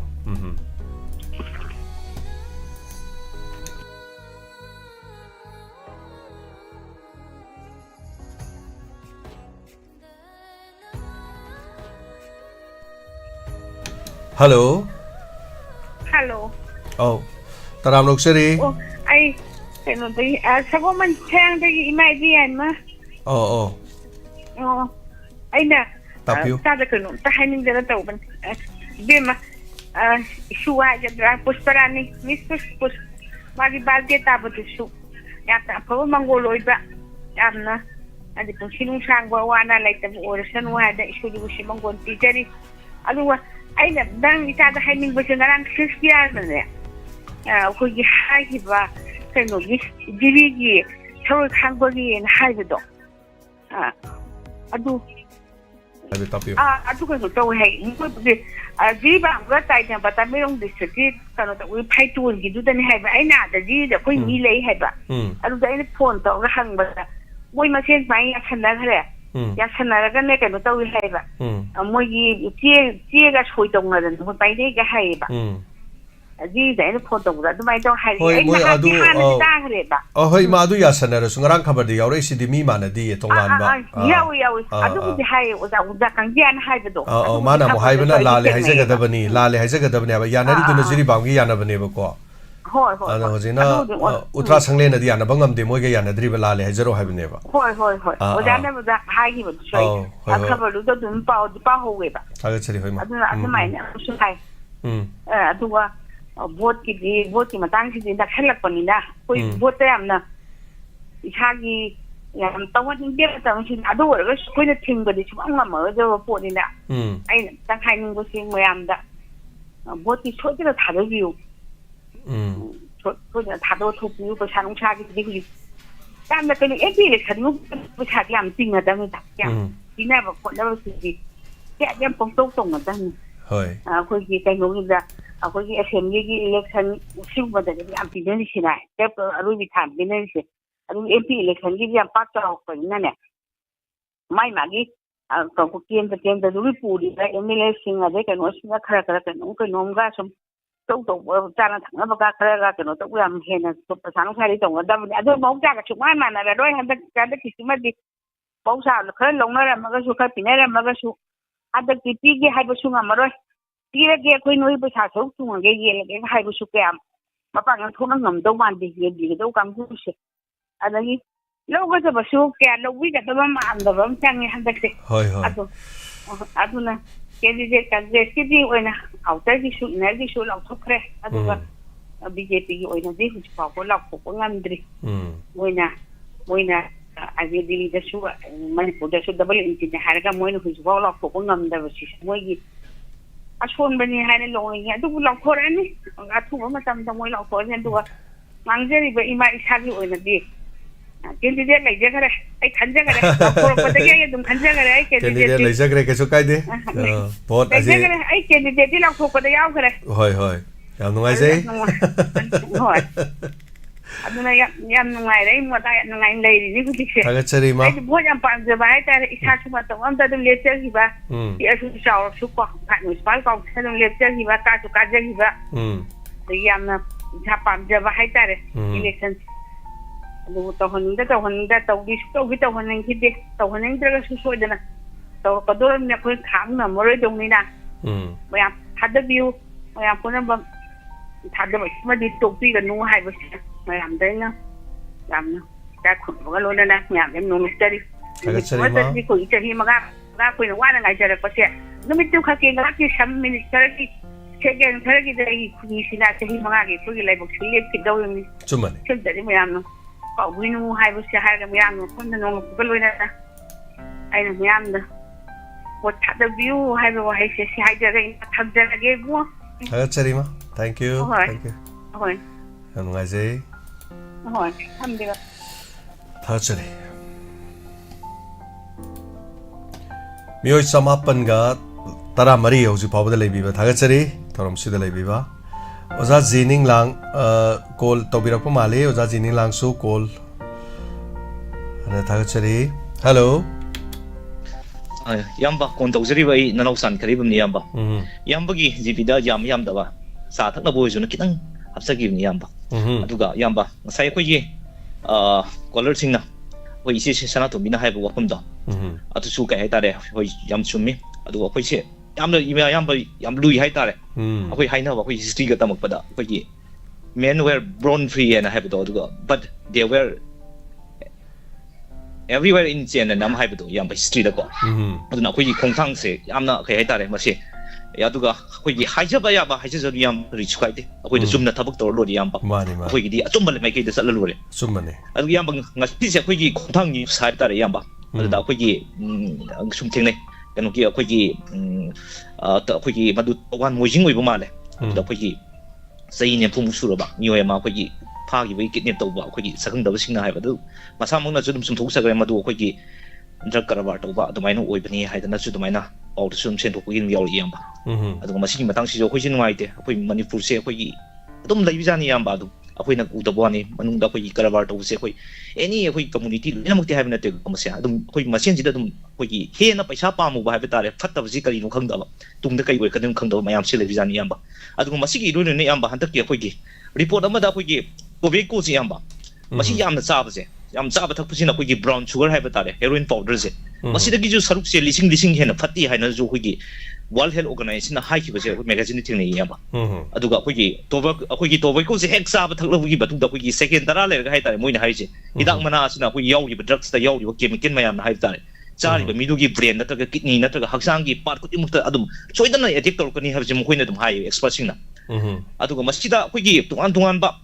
oi back pakhang leisabi haba tare mayusingna akhoi kwa jarda talaf aduga akhoi gulkha khaini chup la singba hidak mana mayam mari lena ba haba tare polum singse yamna cha thaklabadi adu mayum palaga mau werga matungda makoina pol basa singdo pumna mukse akhoi sakhoi patient je soidan wer kani haba gi umpam thaja bazu thabi haba tare yam kidingai oi yam masi tabada masi akhoi na khangna ngasai ma kaka haigadra kaka dina mani haido kana ne isana khwaidigi hena nusi jabase kana no na hangi bodo aduda ai isa makni haigi bodo maju amurom dhaigadi ai isa makni na koina yamana khunggi bodo amurom chummi amurom zum soyeba ai isana isada hu pisan jab khangna hai dar yamba masi ju yam chumbu ba pham ne yam sai kaka na hai yam chummi amurom dhaigadi madu 50-50 ne masi isana khangna dum isa jin hasa basi ju masi ai isana isa bu nusi jabni habi ju masi yaning da bam chulaeba aduga yaning ba mana karigumba matamda isani isabu nusiba haibje masi kwai maruina aiga pana nusina najba ima oigera ai ipa oigera phana kaigumba samina matamda bomb blast am tarku matamda samna haibada ai ima ipa don khalakti ai isa hana kanda yade ai isa sida loi haibam khal eva last masi ju amurumda haigadi masi ju amurumda 50-50 haibata masi amurumda adugi yamba manipur da leiba khoi mioi la kunthagi haitari ne yamba chada madura pali khoi 51 de khoi tobacco si sinai haibagi admaina pali adubu yam dabda mioi amana nongbada yamba samna haibada lupa yang kai sang chata sabagi sang chata pa ba matam na manipur da Manipurgi mioi lak trangana charabadi yamba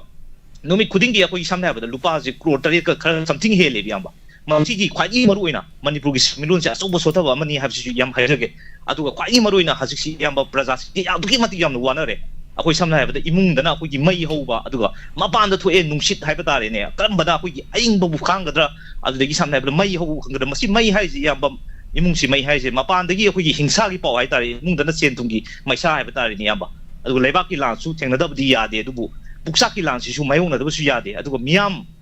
mapungda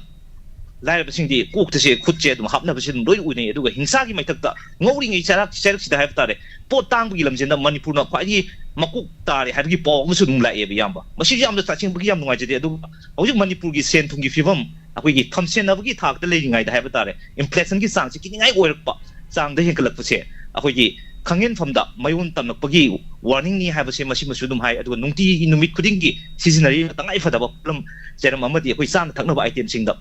Pili Maman Wankalapa, as in a Mian the Pili by saying sincere. How she told in Sassi was in a room with no issue or soon be had a soon Hine Adubu, Martina Yamna Luba also living crisis ni have said, expressing the Zoom Hina Patini. Adubu, quite marine economy, as over trade in Masihage. Aduga, quite marine Yama Yamna knowing by Habatare, Soman do not do not give was Soman do not with Mapu Gong, the Mam Joe, Adu woman do not with Marimata Haita in Yam, but Sati put by him and the Marimata, Maru Mapang, kind of should be out about chicken which talk Sida.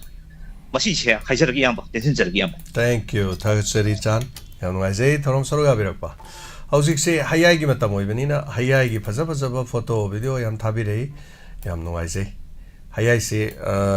I know some palms of hay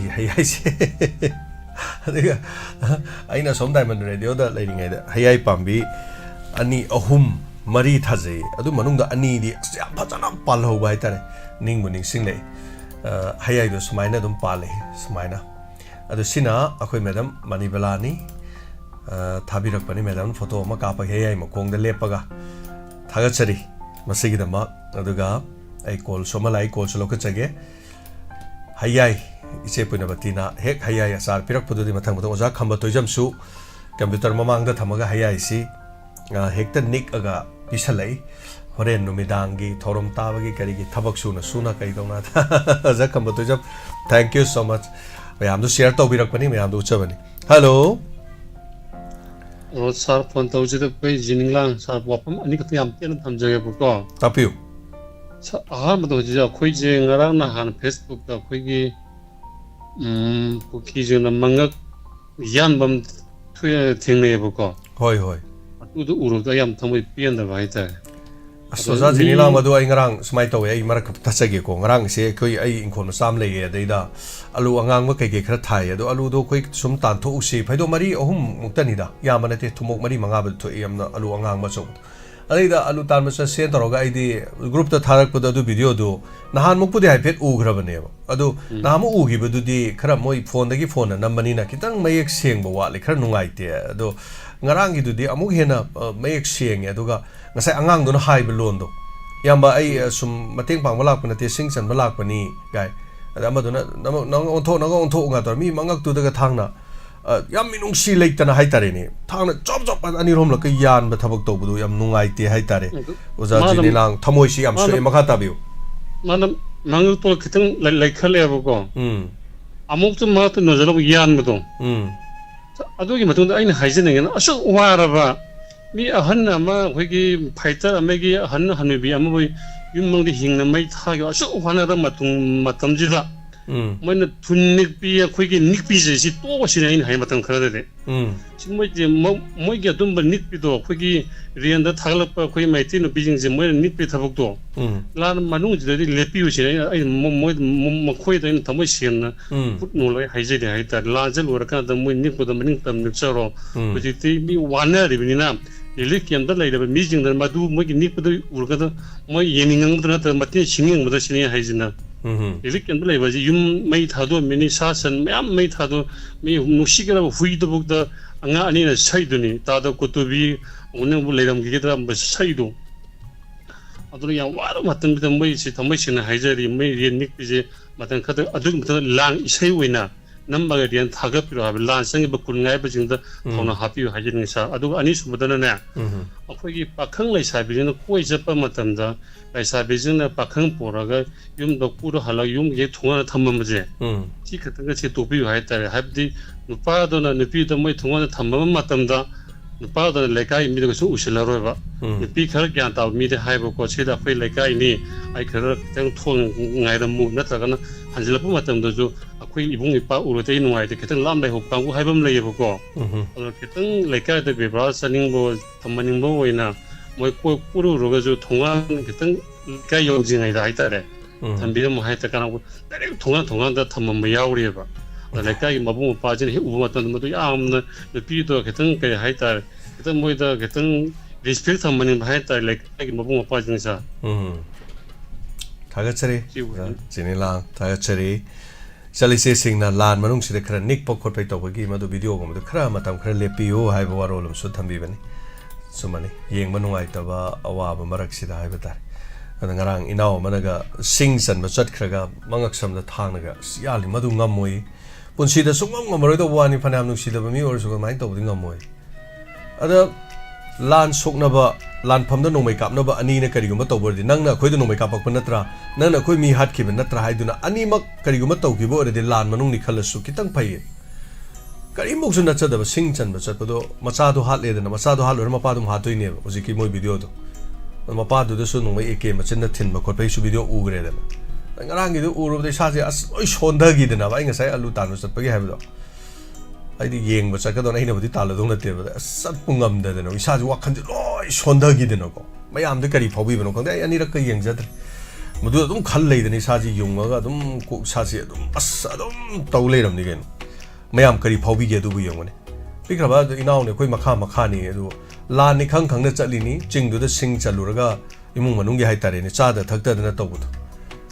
as yam no ai te madu de hen no ai ta ba ga lei te hello Hello, sir. Sir, baham na krumzari. Taram luksari uza santa mamalekai digi duga matam yam selektra ba matam ni tapi kari habin. Yam tian haje sir. Wa pungling gi warol yam tian ba am tang haje. Yani adum habiu adum tian dar yani habiu. Yam tian ge. Hani ngai de da ba. Tapi. Hoi. Sa ji sanu pi har min thon balila yam na nungai je. Sana thoi gi yom ma pam da Sinaram kidraba mapabung han kurat mabung mapal loina mak hawjik sana thoina mayum pan ki matum degi loina mak nimsina kiba adamu yam nungai jaba amani mapabung handuga machana pi sana thoida phone da wari sana badu tarubuda aiju joro ta ki kaunti sa ai gi ine sundai do hoi mahaki nuksijara mamaudu maran ama pisan abhona bada yamna wajarabni sa mane sana thoidu awabdi tahan binu sa sidan haje sidagi daga sari ya nuksiba koi ozam khang no ma ekoi keno dagi hai tare oza si kam kai dagi oza ma lai masu nu pa gari tho laga lai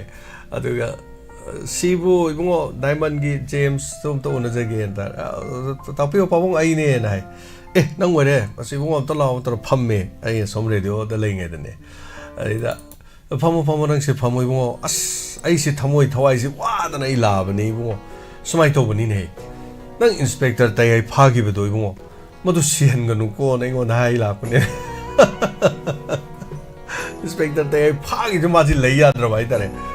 as ma sigra di lore ko bungo nang sem ta sai madu hai je ge lai ne ma na hai ma thamoi so ke ne ko Tagachari, Santa thank you. Taurambu Yamun Tabi, Koi Taramunusina Tabi, Yang Biva Gidama, hiding I later. Tagachari. Sigi Taramsida. Matan Kola Lokachari. Hello. Hello. Yaman now 6 years. Taram Luxury. Oh, Conjunam Tape, Anna Hobogi. Tapio. Tupa mat jadi kesat saja itu hamba ho pergi ke sana saya kalau mana saya jangan lagi tumba yar train yang oh yare make sing kalau tadi tumba ngarang ya dia baik je kalau itu pau gitu hek juga pangat tu ngarang pau tu yau gitu ni lah ai pau yau dan ran beri yang beri ngasih udah aja dah yang beri tu semua orang ciu pang dah ai dari pau macam tu ꯑꯩꯒꯤꯁꯨ ꯑꯩꯅ ꯍꯥꯏꯗꯣꯛꯄꯗ ꯑꯣꯟꯅꯈ꯭ꯔꯖꯥꯠꯅ ꯉꯁꯥꯏ ꯏꯃꯥ ꯑꯃꯅꯁꯨ ꯍꯥꯏꯐꯦꯠ ꯄꯟꯕꯤꯔꯛꯏꯗꯨꯁꯨ ꯊꯥꯖꯔꯦ ꯍꯥꯏꯗꯤ ꯑꯩꯈꯣꯏ ꯑꯃꯒ ꯑꯥꯗ ꯂꯩꯕꯗꯨꯃ ꯌꯥꯁꯟꯅꯈ꯭ರೆ ꯍꯥꯏꯕ ꯄꯥꯎꯗꯨꯃꯗꯤ ꯑꯩ ꯇꯥꯖꯈꯤꯕ ꯍꯥꯏꯇꯥꯔꯦ ꯑꯩꯅ ꯅꯦꯁꯅꯦꯜ ꯑꯩꯈꯣꯏꯒꯤ ꯑꯗꯨꯅ ꯖꯤꯔꯤꯒꯤ ꯑꯣꯏꯕ ꯑꯩꯅ ꯄꯥꯎꯗꯣ ꯄꯥꯔꯤꯗꯨꯅ ꯃꯅꯤꯄꯨꯔꯒꯤ ꯑꯣꯏꯕ ꯃꯅꯤꯄꯨꯔꯗꯤ ꯑꯩꯈꯣꯏꯁꯤ ꯏꯝꯐꯥꯜ ꯚꯦꯂꯤꯒꯤ ꯑꯣꯏꯕ ꯖꯤꯔꯤꯁꯨ ꯃꯅꯤꯄꯨꯔꯅꯤꯀꯣ ꯑꯗꯨꯅ ꯉꯁꯥꯏꯒꯤ ꯁ꯭ꯋꯥꯏꯒꯤ ꯏꯝꯐꯥꯜ ꯃꯅꯨꯡꯒꯤ ꯎꯇ꯭ꯔꯥ ꯁꯪꯂꯦꯟ ꯁ꯭ꯋꯥꯏꯗ ꯂꯩꯕ ꯑꯗꯒꯤ ꯎꯇ꯭ꯔꯥ ꯁꯪꯂꯦꯟꯁꯨ ꯑꯥꯗꯁꯨ ꯕ꯭ꯔꯥꯟꯁ ꯂꯩꯌꯦ ꯑꯗꯒꯤ ꯁꯤꯗꯁꯨ ꯑꯩꯈꯣꯏ ꯑꯣꯖꯥ ꯑꯃꯅ ꯐꯣꯡꯗꯣꯛꯄꯅꯤ ꯍꯥꯏꯇꯥꯔꯦ ꯍꯥꯏꯕꯤꯌꯨ ꯊꯥꯒꯠꯆꯔꯤ ꯑꯗꯨꯒꯤ ꯄꯥꯎꯗꯨꯃ ꯍꯥꯏꯐꯦꯠ ꯇꯧꯕꯗ ꯑꯗꯨ ꯏꯌꯥꯝꯕ ꯍꯥꯏꯕ ꯋꯥꯅꯤ ꯍꯧꯖꯤꯛ ꯂꯥꯟ ꯊꯣꯛꯏꯉꯩꯗ ꯀꯨꯀꯤꯅꯕꯨ ꯂꯥꯜꯂꯦꯒ ꯀꯗꯥꯏꯗꯒꯤꯅꯣꯗ ꯀꯅꯥ ꯍꯥꯏꯔꯛꯇꯣꯏꯅꯣꯗ ꯑꯗꯨꯅ ꯍꯥꯏꯁꯦ ꯃꯥꯅꯤ ꯍꯧꯖꯤꯛꯇ ꯇꯧꯔꯤꯕ ꯃꯑꯣꯡꯁꯤꯗ ꯃꯣꯏꯒꯤꯗ ꯅꯨꯃꯤꯠꯇꯨꯁꯨ नुपादुना साउनिंगै काउगिदा लास्ट हिंदी दजु दुम हाइरे ए अंदा होगे सफाई करवाना अदो आइना फजाव हाइदा सुंतोकपने न लौरसेरे नैना पुई हाइदा कोगी थोरम दुदि लोइरे दना मान अदु मतुंदा दोस लंगजगदबदि मोय लंगजगदमनेबा असेंबा सोराइदु मा लैरगदि हाइजरिबा होय मखा तारकपदा अइखोगी ngasiगी platform yambagi jeida yam faja faja wafam bukhatle aido aina haigedabdi ima mayam iche iteima indon ima indon mayam jinda koi kolar khana pukhalakpayida atamna tabiyu khanabiyu nainabi taigum sum thagat pachin aingoda ai harau jade habinate harau taigum sum ta riba kana gumbamna ai Shakespeare dana nuti gi phone tawraga ngangu kai nungai dan thagat haibusu yawngone ba yamba ko ai nakoina aduna yari makai laicha ta thaujan biro nuti phone tawro na thagat pi to aduga wahai noina haibusu tang lepiyu phone taw biro isa dan si haibo wahai sima oraga ju lepiyu haibusu ma haijege nusi de ya de ko family dai dum khangjere ga hoi hoi aduna sintang ai sum aina mina khangi dawdo uraga sintang ima mayam da singdok ja jai ta Kaso kaya da Shakespeare kaso matam madum laida de dum tanja dum yengaga adagi haurokpada ahangbada gap yam laida inawgi di matam sam laude adu mayam na tabada nungai base koi thorom se tabada khwaidai sangbada ko minute ahum mari manga bok se dum khara swai sem nungai hai tare aduga hoi topic lay topiu makha dum topiu makha ta pada hojik mayam sum naina je khana je Facebook da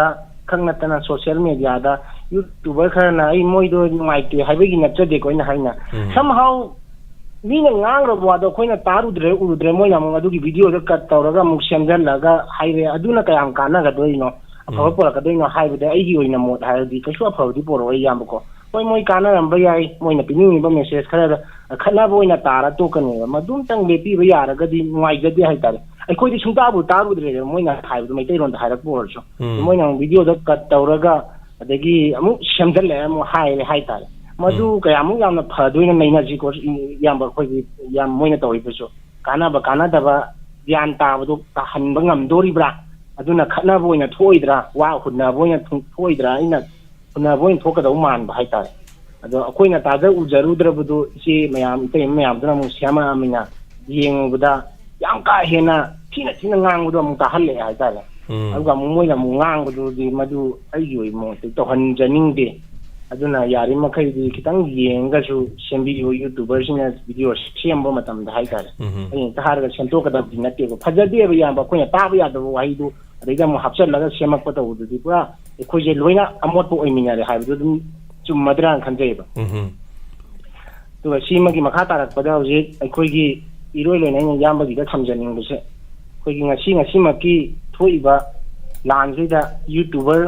YouTube तक इदा TV की पाउसे जे आई दिन की मा की अमदा येंचे दो मयाम जिंगी मोचे सम होजिकान की नुआइगर जान याम चाट तगा बोट कोमना जुयावरी चाट तगा माइ मागी फोंदोना जुयावरी माइ माइ राइट ने डेमोक्रेसी सतने तोइगुम छु मुन्ना खंदरा गा फवन ने तो खलौजी अयंग आदा मतम दे यौरकांदा ngasi boda tawriba wa na mayam si ta dana ba haidum tang thamjaraga tawrni hairabani koi munna khanda ji kana buna pai pha medium na habjena nainaraga na thamjage yamba moina ngangu du munna tabiyu aduga platform yam da khanna nainaraga mi ne injalaga vote komba dum tang du tawbiganu isai gi thamoi da thambiyu kuidre aduga sat ana nambiyu haibdum na gam thamjaraga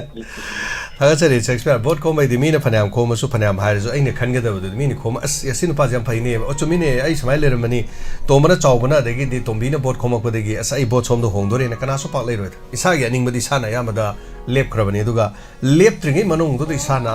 leipak ki oina torokada banganga da laugada ba tawgada ba haigada ba do ngamgada bu isana munna khanbi ba mathau tare usidani aduga aina ga tholaga sport Congress PBU vote BJP de PBU gain aina harge ita mayam vote ko pi dong na ter तौदबसे यादेको अदुना पक्तौ तौरिबनी थागचरी अदुगा होजिकति social media दा अखोइगी करी हाई तारे लैपा कायगदबा कम्युनिटी अमत सोकदबा करिगुम हिरम अमत दा थबक तौबा याद्रे सि लो बिल पास तौन लाक्तना हमी छान ngरang ना नायकुदो सीएम दा टेक तौरगा थागलक्रबनी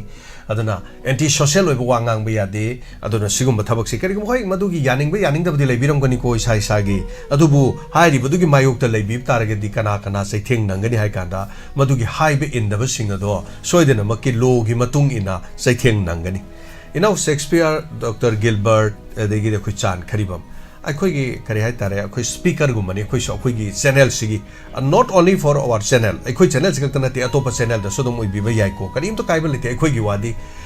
शेक्सपियर न अखोइ चैनल द वांगांगी अदुगा असोमदा टीवी चैनल अमदा रेडियो चैनल द वांगांगी गा हाइबगी वाफम अखोइगी ओइबा करिम त लैजदे मदुद अखोइगी मांगजबसु लेते अदुगा तोंगजबा हारगदी अमदलै थौरमदु द याउबिबगी दी तोंगजै मांगजब कैसु लेते मदुन मरम ओरकांदा स्पीकर सिंह करिगुम हिरमम द खंगनबगी मयामदा ताकपिबदो अखोइगिदी अदुम यामना नुंगाइजै तौबदो अखोइ अतै अतै इसिनाउसि मयामना हाइतरे अखोइना हाइगदब ngangadaba singse अखोइ सीएम दै थोसु कै याइ पाद्रसु point do निंगसिंगनब दुम थंबिबा करिसु काइबा लेते मरमदि अइना हाइगदबा अइना ngangadabasi मीना ताहनिंगबा तारगदि ताहनिंगनबगिदम कैदो मथौ ताइ point do द तंगाइ फदबा सिंगदो कक हाइरगे ताहनबि मथौ ताइ हौजिकति मी सिंगसि करिगिनो हाइतो मतम या मांगहन पामद्रे मी सिंगसि अतुके मतिक चिन्नखरे अदुना मरम ओरगा मतम मांगहनिंगदे याम सांगना मतम लौनिंगदे अदुना सट याम शॉर्टकट अदुना वीडियो फंगी मिनिट 50 सांगबा वीडियो पुथोकदो सरुपुदी मिनिट 3 खक्तंग 5 खक्तंग 3 खक्तंग द पॉइंट टक तौर थांगतपदो अदुना हेने येंगे अदुना पुंगनिंगि वारो लाइबा थौरमसि सांगना थमे ओजा अमन वा मयाम ngangi ngangi bo wa mayam do faja wa yor de hobdu lu tabi da bani maning da kari yauge do tabi de madu de ina maning gi saruk to kakthal thagat padadi mapum oini yeng gi ba mi lising kun tare to du de tok tho kana matek tu da mi la am yeng aduna tak padi yeng to manung sida maroi ba point yauri hai bane ba ador gadi point oi ba wafam sing du kathang tak thamba sat ki ba karim to kai ti tension jage masiga aduga marak ta birthday matang ai ning sing jaringe da lok tok chau ge masi mohren kaw gradi मुक कनो तो बतारे minute पुदिंग असिगी थोरमसिगी लुइसरप मतम योरे अदुगा collar म तेंतक नट पे मदुगी मतम दे पिसगे अदुगा happy birthday Konsam इना खुनबी लेमा daughter of Konsam Hemant Meitei and Konsam Rita लेमा यूरेम्बम मखा ममांग लेकाय many happy returns of the day असिगी नुंगारबा मपो नुमिलस्तगी सलगे फबा याय फबो ओरेसनु नादे एक तो मपुनसि नुंसांग म तरुबा थबा खुदि मक्ता माय पापो ओरेसनु असिगु मपो नुमिलसे इमुंग मनुंग पुन्ना पांगथोमिनबा नुंगाइना पांगथोमिनबो ओरेसनु नादे एक तो मपुनसि नुंसांग बो ओबिरो लोइना अखोइ ngasi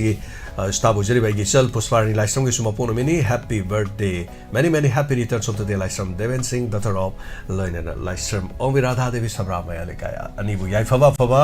पिजरी लोइना ngasi लास्ट कॉल लखचगे दुगा लास्ट कॉल लखचद्रिगे द रिमाइंड तो तोजगे ngasi नुमिदांग संतोक जगदबा इसै संगसे हाइबा थोरमदुगी डोनर म थोपिरेबा पुष्पा शर्मिना हारिबा थोरमसिगी दम बेस्ट सिंगर हाइतरे खोइना खजगदबा नथिको होरेन थोरम तोबिरिबदुन पोल तौर पोल दु ख्वाइदि यामदु द खल्लकांदा लुपा चंगा पिथोक जगदबनी सरुगाबियु मसे खक्तन नथि खोइ मतंगी मतुगिना हाइतरे खर सुम चौखलदि इंस्पेक्टर तय ताबगिसु एपिसोड की देखोइ पोल तौरकांदा कनादा केदौसी हाइबा मतमदा खोइ थमजरकदोरि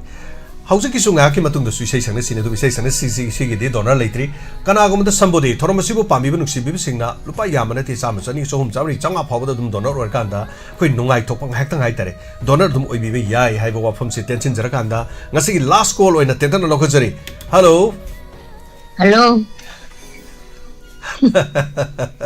okay gi ma banumati ji khonjen ji wing launa phawjale ko ima gi khonjen se ima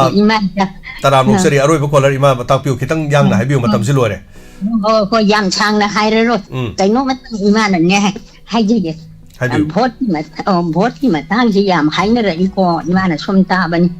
अफब मी खनसी अफब मी खनसी हाइबजे अफब मी हाइबु कदाइबु कोबुगे असी यामना लुइरा इबुंगो अइना पामजरुबा अइना थादनिंबा अइना पिनिंबा मीदुना अइदि अफबने खलिमको चाउबीदुना तोमबदुना मोधुदुना माना थादनिंगी दिसु मसी फायरे पामे मति चारिं खलिनेबा अद अफबा मी हाजि खनबजि करम हाया खनगदगी सिन हानदगी इमा खलि सुन अदो इमा दो आई तेताना खुंजरके याब्रो इमा या अफबा मी से कदाइबु कौगे हाय तारगदि मसागी ओइजबा थादोकपा मी yaubra yaudabra du imana hing lepiu koima masagi lan thunga ka hena lepsaloi doba leipak ki khara yamna khangadoba iramda masigi kholau lau bungam gadaba maron mari ga do hojik ti kari maite lo na gadi kolau lau rubde dum yadram nina khara maron mari thongna khara lau bungam ba hiram kaya da khang bungam ba leipak asigi munna aduga matam sang na irei pak sigi da kari tawra kharge amadi kari lepakki bagi mana kari tawkigena toma ko mi ma lepe toma si kanano toma na bhole pe si kari gino toma na kari tawbunga mi toma gi matik mayai si kari no na haujik ekoi hana bhot lepa matam da ekoi na khanari si kari no ekoi na khalli bhot lep taragadi mi do han ma da ekoi na khalli si kari khange bu mi do ma sak sana ba da ngam gadra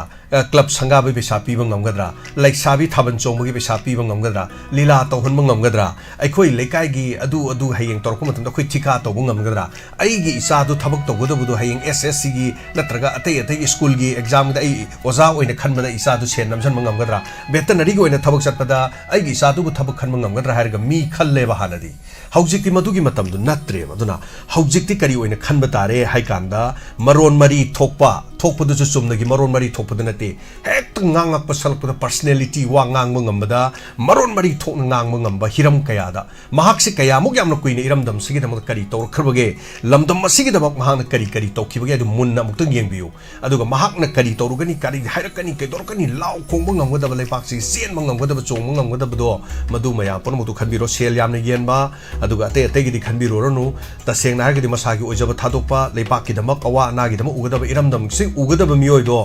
loina makudi oiram ba yai adubu arum ayang du yeng biro mayang pon tombo idor saw boy dor moy dor du khan biro hai tare ni mai be mai tension jage matam se leitre ma du kanyam ta haja hoge hai bi ma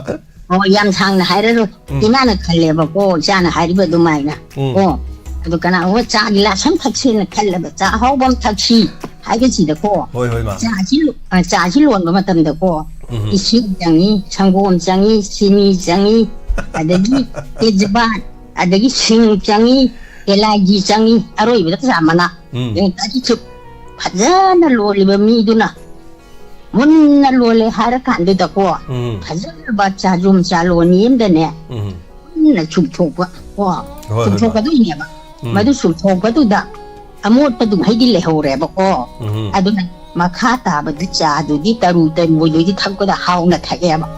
adu pan ne imana na han dagi ne kujiki cha mana phaiba mayam do chalo ni ma da chumna na yam kan no honari ima fani ma yam no ai zai ma yam no ai zai cha na ta idu ga ne cha na ta ga idu ga imara chalo li shi ga manari ye ima ai khoi di kayamuk yam na papu ge hai babu mang do uraba phajabak mani ado khoi mang do khullaga thangalaga irei pak ki damak फजखरब सनागी लेहाउदु मांगदगी केलक्तन लिसिंग लाख केनन लेरबदु खुल्लगा लाइगिने मखोंग द चरन द कटप फंगोय दोरेनी माय खोइदी खुंगंग द लुजिंग लोया द पो उबना आई खोइदी बहुत तो सिंग दे हाइब तारे मोय इम्फाल की बहुत हाइ तारे ने खोइ खुंगंग न थादब यादब से मसीदनी माय बे मा लेरी से करम स्टेट तबु आउटर इनर हैन खाइदोपगे ओनली इन मणिपुर द खतनी खाइदोइ से मा aduna yam tole khoidi lamdam sigi rei pak sigi dam law khongada ba tawgada mi do khangna una khoidi bo thada ba phangoi dore kari maram gi damak thobal district ta po uba lojing loya da po una maram oiraga ai khoidi bo thada ba ya ba lepa ya da ba mafam amada bo thada ning da ba gi tadri ma aduna mayam pono mana phabai rei pak sigi khanga da bu tawbiu ai khoidi thada ba phangre saning asu yenga le ga tok tare upai letre thoban district amadi kakching district amadi jiribam hariba district ahum sidi ai khoidi manipur gi manung da pok lurba su khwai digi ton ba kangluk oi lerame masa gi bharat ki mafam amata da satna da baniyom karam baniyom bot thada badi ya ba lepa ya da badu mafam amada pome karam manipur natana topa india gi mafam da satna bage kanam ta da satna de aduna ima event sing maya pon mana phaba mire padum khanbiro thaga chari hanana hayeng gi damakta moirang leimana lupa chahum oja single mastam lakpa gi damak suresh seram lupa samga aduga ibe ayma sakom sagol bandigi aduga banapati lupa samga aduga chan kharibam lupa samga koi donate tawbirak gi damak haninga leitena thaga chari aikoina hayeng gi special program da saruga biu mayam pon mangna hariba sigi special program asi pung 13 ताब मतम the पांगथोक जगनी मयाम पुनमक वहंग हंगबिउ फजब वहंग Singh हंगबिउ थौरमसी मपुंग फानबियो लोइनाना donors ओबिरिबसिंग बु हाइनिंगा लेतना थागचरी donors ओबिरिबसिंग असना मतेंग पांगबिबदगी अखोना लाक्लिबा donor दुदा मतेंग पांगबंग गमजगदोरिबनी दुगा निथौकाबा नुमिसु कौबिगनो doctor professor Rameshwar लाक्तुना CS की Matang the खनगदौरी लोइनाना मतेंग पांगबिरकपद Somorjit हुयाम लुपा Chama ओजा सिंगलेन मेस्लाम की दमक अदुगा इमा सखी लुपा चामा ओजा सिंगलेन मेस्लाम की दमक अदुगा नावरे मंदुदोरी कक्चिंगदगी nga amadi lupa changa sungasi laktana pubira mi mafam asida salen masu samina ki thagachari aduga isai sanasi program gi damu lupa changa puspa sarmina mateng pangbira pasigi dama thagachari hana hayeng oja singlen lakpagi damu mateng pangbiri besing busu hana thagachari duga ima puinabatina lupa lising ahum pangbire ima punabatini ibira me khoi stop na ima na te igi di che ni ai tare aduna hana thagachari pibiramba ngasigi achar pibiramba aduga chorphon achar aduga yongsa kobi asina chingba pibirami hana thagachari masigi damakta ekoi bunukshi bidana chena pibiramba sigi damak hana thagachari chege punchida na de ekta boy bio lupa lising ahum musu dainan okogi diamond tv de pibiramba sigi damakta so hana thagachari ngasi damakta di matang asida thorom solution jabage abadu lugjering hakki matung de sei sanasi program do saruga biu miam ponoman hena mapung phan biu mikup khradang thorom sigi lep khro matung da amuk hana saruga biu hai bo pham sig loina na miam ponom to jem sagu jamna khurumjari loina na take care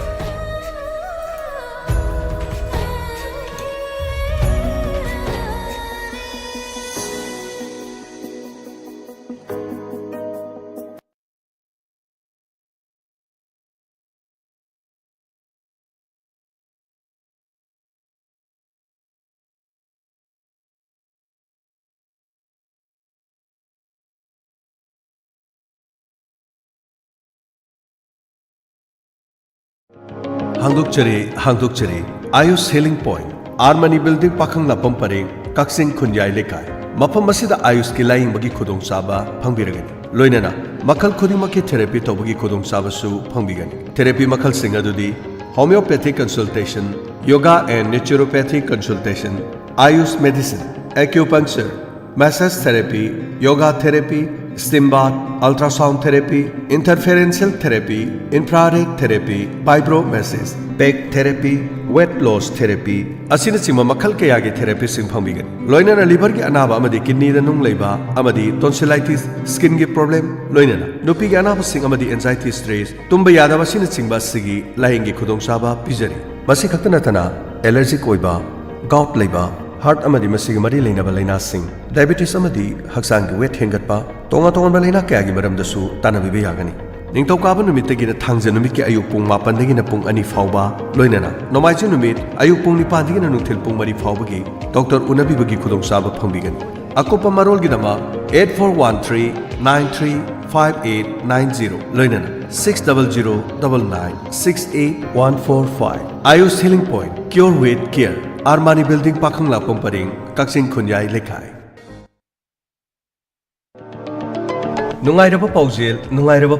New Era Higher Secondary School Thobalna High School Living Certificate Examination 2024 Thariba Mahiru Singda Yaifa Paujel Pijari Loina Hoki Bachahi Kayadagi School Lasina Leptona Class 11 Science Ki Special Free Foundation Course Tobagumna Handak Sahi ki Lakliba April ki Tang Tara English Singani Kungamari Degi Haujaragani Ningthina Train Torbo Oza Singna Subject Suna Haibadi Physics, Chemistry, Biology, Mathematics, English Amadi Computer Science na singba ayuk to subject ahum aduga nungthil da subject ahum nungtigi ayuk pung manga dagi haujagani arapa mafam dagi course asibu yawbini ba mahiroi singidama free boarding gi khudong saba su pijari school asina haubudagi lepalaitana kosem na loba higher secondary examination singda 4th 5th 12th 13th 14th 15th 17th loinana 18 amadi 20 rank puthokpa ngamjakri pre coaching class asibu interest laibiba mahiroi singa pijari ba mobile number 88370 40537 Loinana 7085247055 Amadi 9612 9159991 Hariba number sing asidagi akupa maro natraga school de lembiraklaga khangbiba yagani Paujen Jariba New Era Higher Secondary School Thoba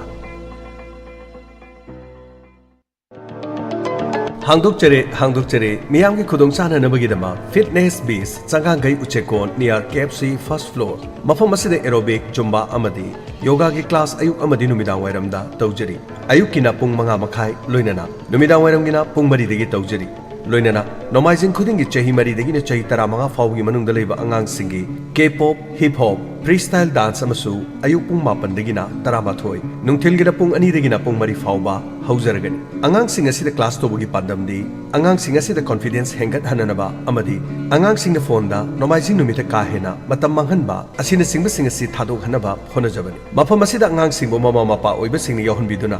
angang sing gi loksing hengal hanba masa tinjang kaijang daba loinana mafam asi da brain gi class ki khudong sab sing su thamjari akopa marol gi dama call to biu 7628893531 amuk hana 7628893531 nasi ngasi maleng sinbiro fitness bees sangagai uchekon near KFC first floor nungairaba paujel HN Homeo Clinic konung mamang wangkhei near Thangal Temple panjariba HN Homeo Clinic asigi chahi tara manga surupagi frida treatment tawjari maroina sinusitis tonsillitis amadi nungsang itawa asina singbu singa sigi kanaba lobiho mafamna HN Homeo Clinic konung mamang wangkhei near Thangal Temple free treatment gi matam ayuk ki pung mapan dagi na pung ani makhai fawba loinana nomaijing numit ayuk ki pung mapan dagi na pung taraga ni thoi akopa marol gi damak paw phobiu 9856132688 amukahna 9856132688 kaubiraganu HN Home Clinic na chahi tara manga farakpagi free treatment asi khudong chaba lobiu Admission open Kanchipur laiba IPS Imphal Public Higher Secondary School ki academic session 2024 ki registration amasung admission hauzare mahairoi singi mama mapa oiba singna icha sembagi waviraganu adomgi angang singi damak yamna checksina mahai tambagi kanglon chumna chathariba mahai shangni